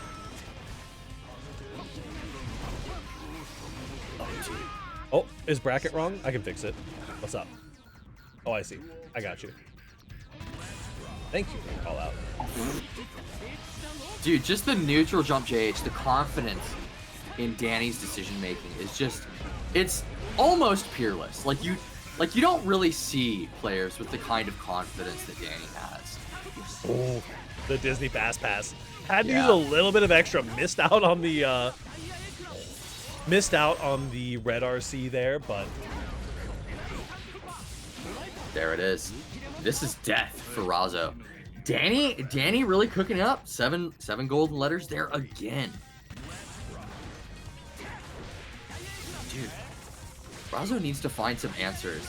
Because she keeps trying to neutral jump JH, which rightfully so. Great button, but Danny is just so content to sit and be patient. Just like with the 6P. He's so locked in. Looking clean here at the 5K. Blocked a little bit. Didn't quite get the punish. Just a 6P in neutral. That is one of the things I've noticed a lot in the in some of the Slayer situations. He is advancing at you at rapid pace, they say.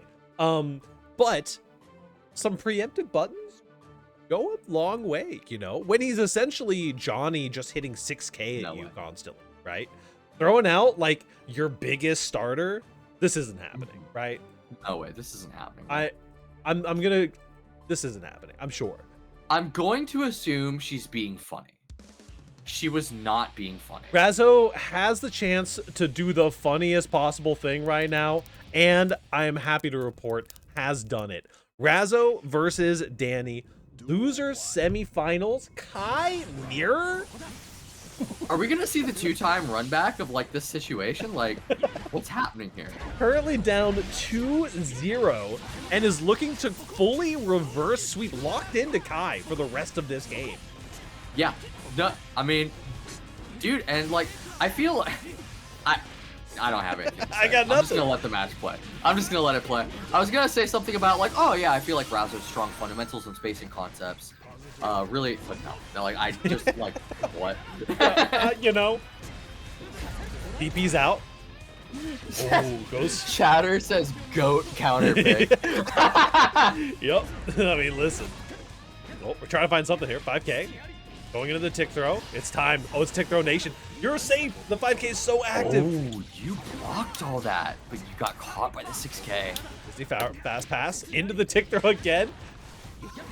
Oh, a little tech. Danny.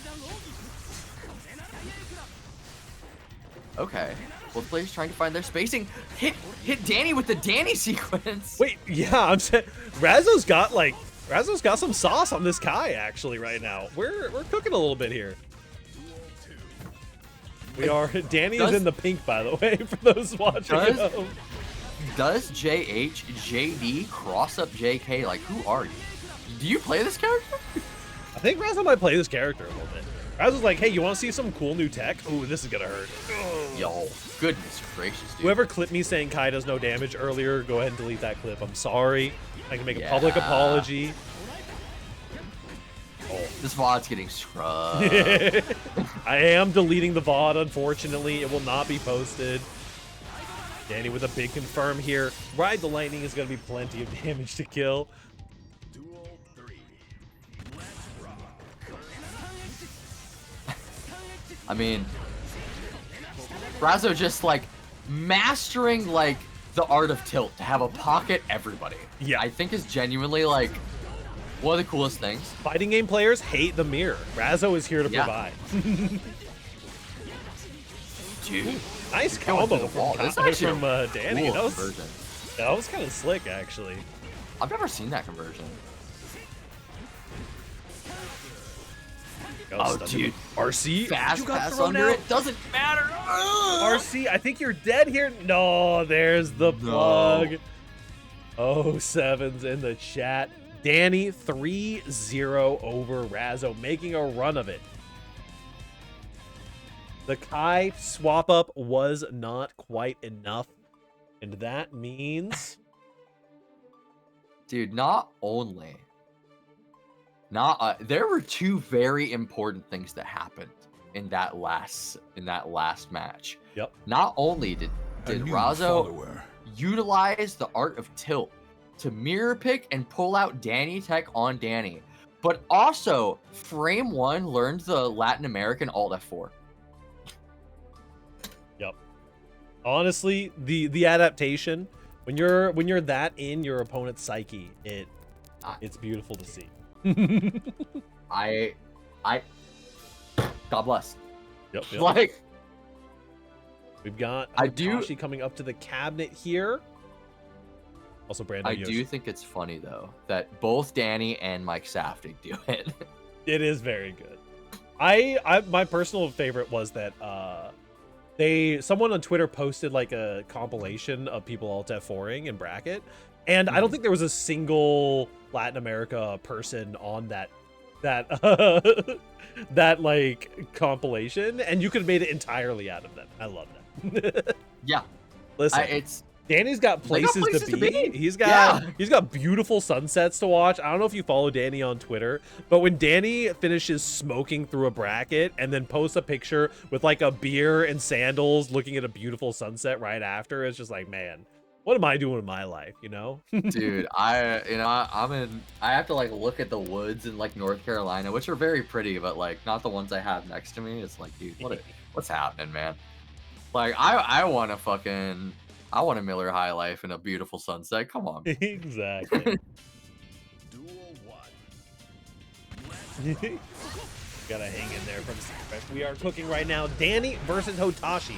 The winner of this earns a match against Jack, who is basically like unfazed this entire bracket so far, I feel like. It's crazy, right? And he's had so much time to sit and collect himself and think. And I imagine gather data, because I don't know if Jack is watching the screen. But, you know, just probably the most composed he could ever be, which is already so scary on such a composed player. It doesn't matter now. What matters right now is Hotashi doing it on Bridget. Oh no, the Disney Fast Pass comes in again, though. You might build enough meter for the super through the wall as well. Just barely. Eye to the lightning, and it's a mix. Just a DP. Dude, we like it. DP. Let's go.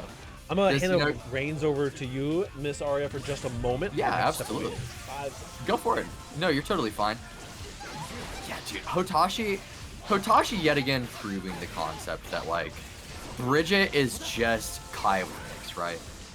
I mean, you can see it. It's so emblematic in his command of spacing, literally forcing Danny to eat negative penalty. And just sitting right at the edge of that far slash range and getting this huge punish. I don't think Hotashi ever plays LFL in tournament. But I mean, you're seeing it right here, right? Oh, dude, in the clean burst bait. And you're not dead, but you are in a terrible situation if you're Danny into the second negative penalty. We got the throw. Danny's here. He's loud. He's proud. The Disney Fast Pass. Let's go. We are going through the wall. You're not dead, but this is a last touch situation for both players.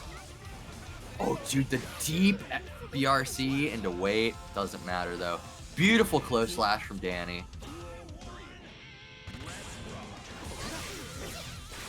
Boy is back. That's a big counter hit on the Foudre arc. Instantly working.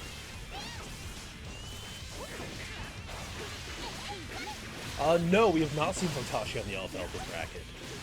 I love looking and seeing a chatter say what question mark in all lowercase because I'm like, what, did I say something wrong? What's good? What's up? What's up? You're like, what happened? Can I get some clarification? You're making me nervous. Damage coming through here. One stock each. Good burst from Danny. Definitely wants to prevent that from happening. That just comes in. Another one for maximizing the damage.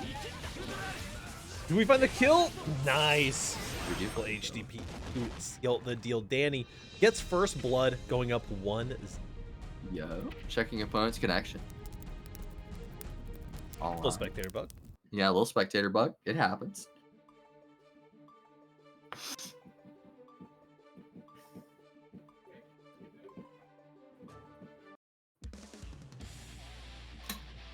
Dude, people love Danny, man. Yeah, absolutely. People, dude. You know what? I don't know Danny like that, but I think Danny loves you too. Just get the vibe. Duel 1.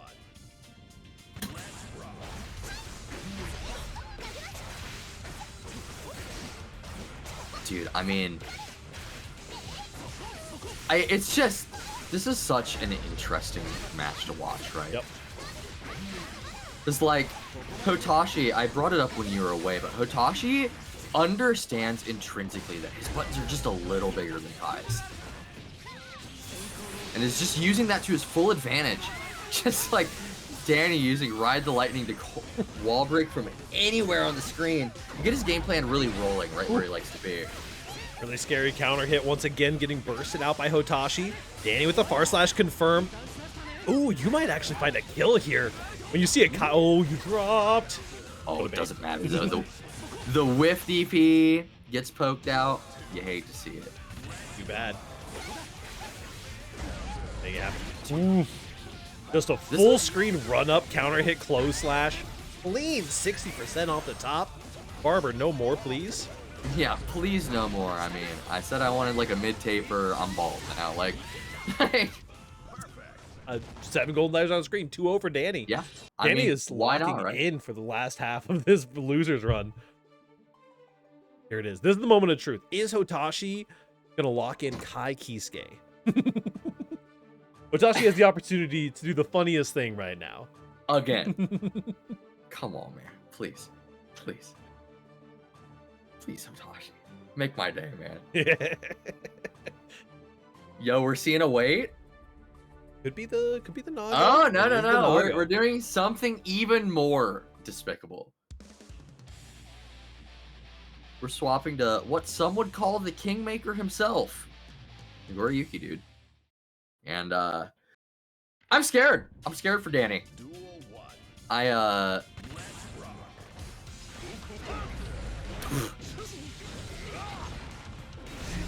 A new follower. Nice. Follow Luis as well. The Naga switch coming in. Ooh, looking confident on it as well. Rocking Yeah, that I mean, classic. it's just there. It's just there. Oh, incredible patience. Just, I respect the do nothing round start so much.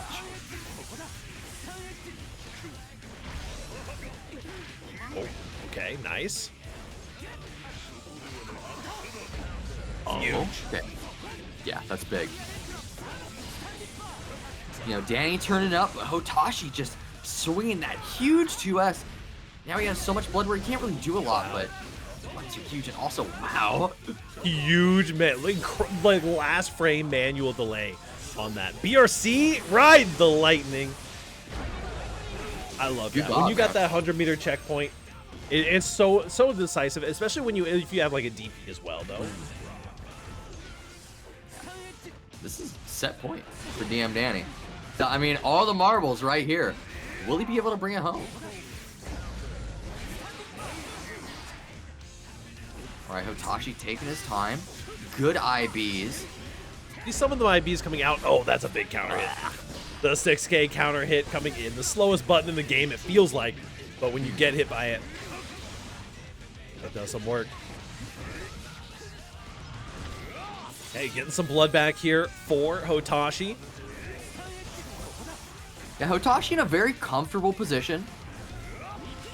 No blood, positive bonus. I mean, we're looking good, right? Oh. But, there's the tap dust. Yeah. Is this it? Is this it? You're Surely just not, dead. right? You're dead. Oh, that's dead. You're dead. 3-0 for DM Danny. Cruising and bruising their way through here. The result, that is Danny moving on for the rematch against Jack. Rematch, man. I don't know who's gonna win, Uh-huh. but I have a good feeling it's gonna be some good ass skills here. Jack has entered the room, taking a little bit of a roundabout way. Danny already locked into the Bridget. You're so right. Comfortable position into death is a classic combo. We need to make these players uncomfortable. Like take a leg off their chair. They'll play better. Yeah. We'll see. DM Danny versus Jack, grand finals here at PRIDEfgc #1. This has been an incredible weekend. Thank you all so much for all of the support. Yeah, I mean, Shout outs It's- to the TOs, to the commentators, Kel Soryukin for joining me on this fine Sunday. hey, that's me.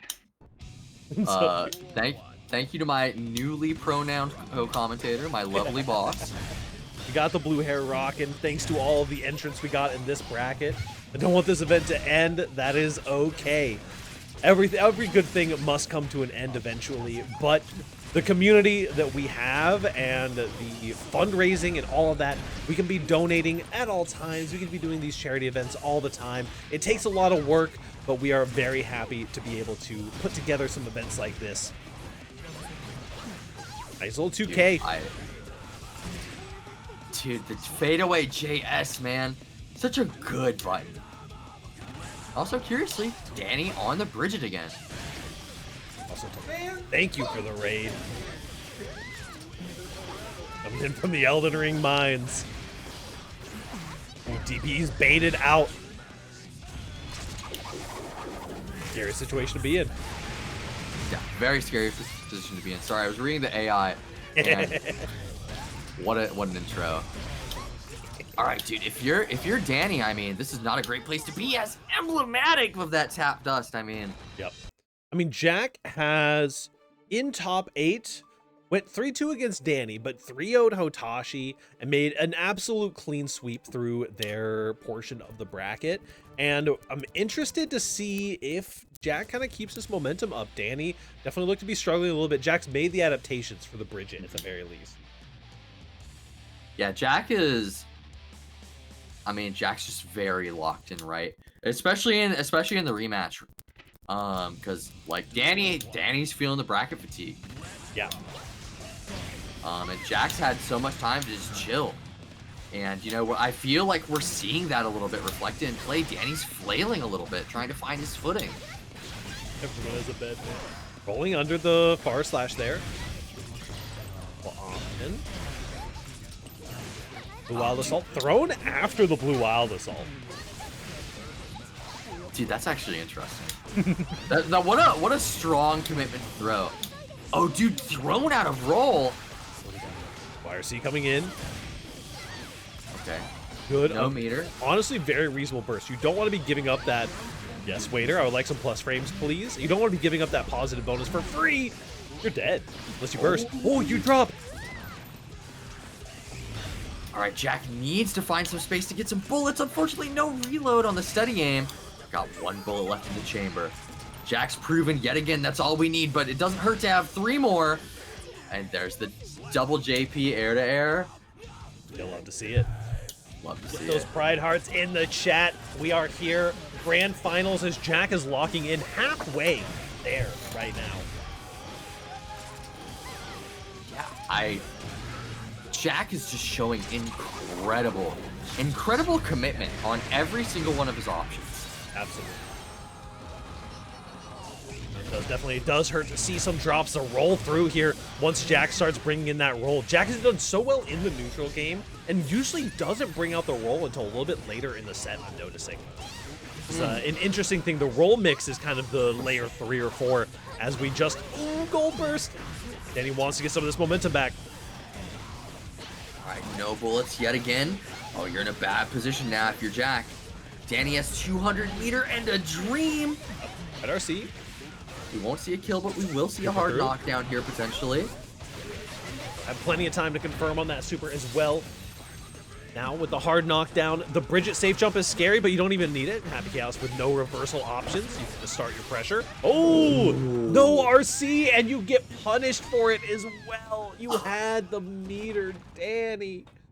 2-0 for Jack. Physically see the gears turning of, wait, what do I press here? I don't have bullets. Really good stuff. Currently 2-0 for Jack here in Grand Finals. However, we have seen Danny make this comeback so close to happening before. Listen, all I'm saying, it's been a long weekend. I would love to go to bed, but a Game 10 Grand Final reset, I wouldn't argue. I wouldn't mind. I wouldn't mind. I mean, I'm already here and I'm having a good time. Excuse me? Did you even... How did Danny block that? Well, I mean, well, actually, if you use your eyes. I think right and then left and then right again. Yeah, I mean, it's really not that hard. It's a simple iteration. Like, Oh. Hard knocked down through the wall. Resources replenished for Jack. Roll straight through. You got to be cross-cutting those DPs in these situations. It's not looking good. So good. The song is still crawl. Yeah. Listen, it's Danny's choice. Tournament point here for Jack. Yeah. Be taking the whole thing home.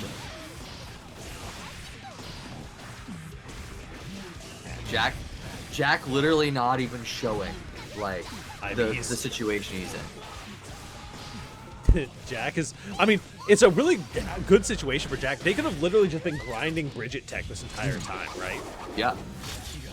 They could have just been in the back practicing these IBs. Hello, Beefy Manatee. Ooh, just one interaction is all you need. Bursting out so you stay in the corner. Tries to play it patient, but Danny finds a good hit. YRC bursts the YRC. Oh, this is big. This could be We're it walking right the dog. here. Walk the dog, take him to the park. Oh, and there's the wall break, and you're dead. And that is Jack as our first Guilty Gear Strive Pride online major hosted by OEG, supporting the Trevor Project champion. Beautiful stuff. GG's all around. The happy chaos popped off, and Jack took it cleanly, decisively. Had a little bit of faltering in their last match against Danny, and they brought it together. Very, very nicely done. Love everyone who has been able to come out and support this awesome event. We still have just a little bit of Pride FGC left as some of our final streams wrap up, but we are pretty much the gatekeepers on the back end of the event. Thank you all so much again. The match arena will stay open for a little while longer as we get things working through. Yep. And just, I mean, awesome stuff all around. It's been an amazing weekend. We've been raising money for an amazing, amazing cause as well. And thank you so much to all of the orgs who have participated, and to the Trevor Project for helping us along with some of the assets and stuff for this. Shout out to Texas Tibbers, who has put in such an incredible amount of work on OEG's side, from putting all of this together, recruiting players, doing a ton of stuff on the back end. It's, I mean, I can't say it enough. It has been an absolutely amazing weekend. And we're happy to be here and happy to have the privilege to be able to raise some money in this wonderful fighting game community. Let us see here if... Looks like we got a grand final Jack versus Umi show that is happening over at the other Strive bracket. We're going to send a raid over to Newheads. Funny. Newhead FGC. They are currently donating as well through their Match Arena pot. They have a little bit of a different split than us, but send them some love, send them some support. Thank you all so much for everything that you've done this weekend. It has been amazing, and we will catch you all. I mean, we'll be around next week, but we'll catch you all for Pride FGC next year. See y'all.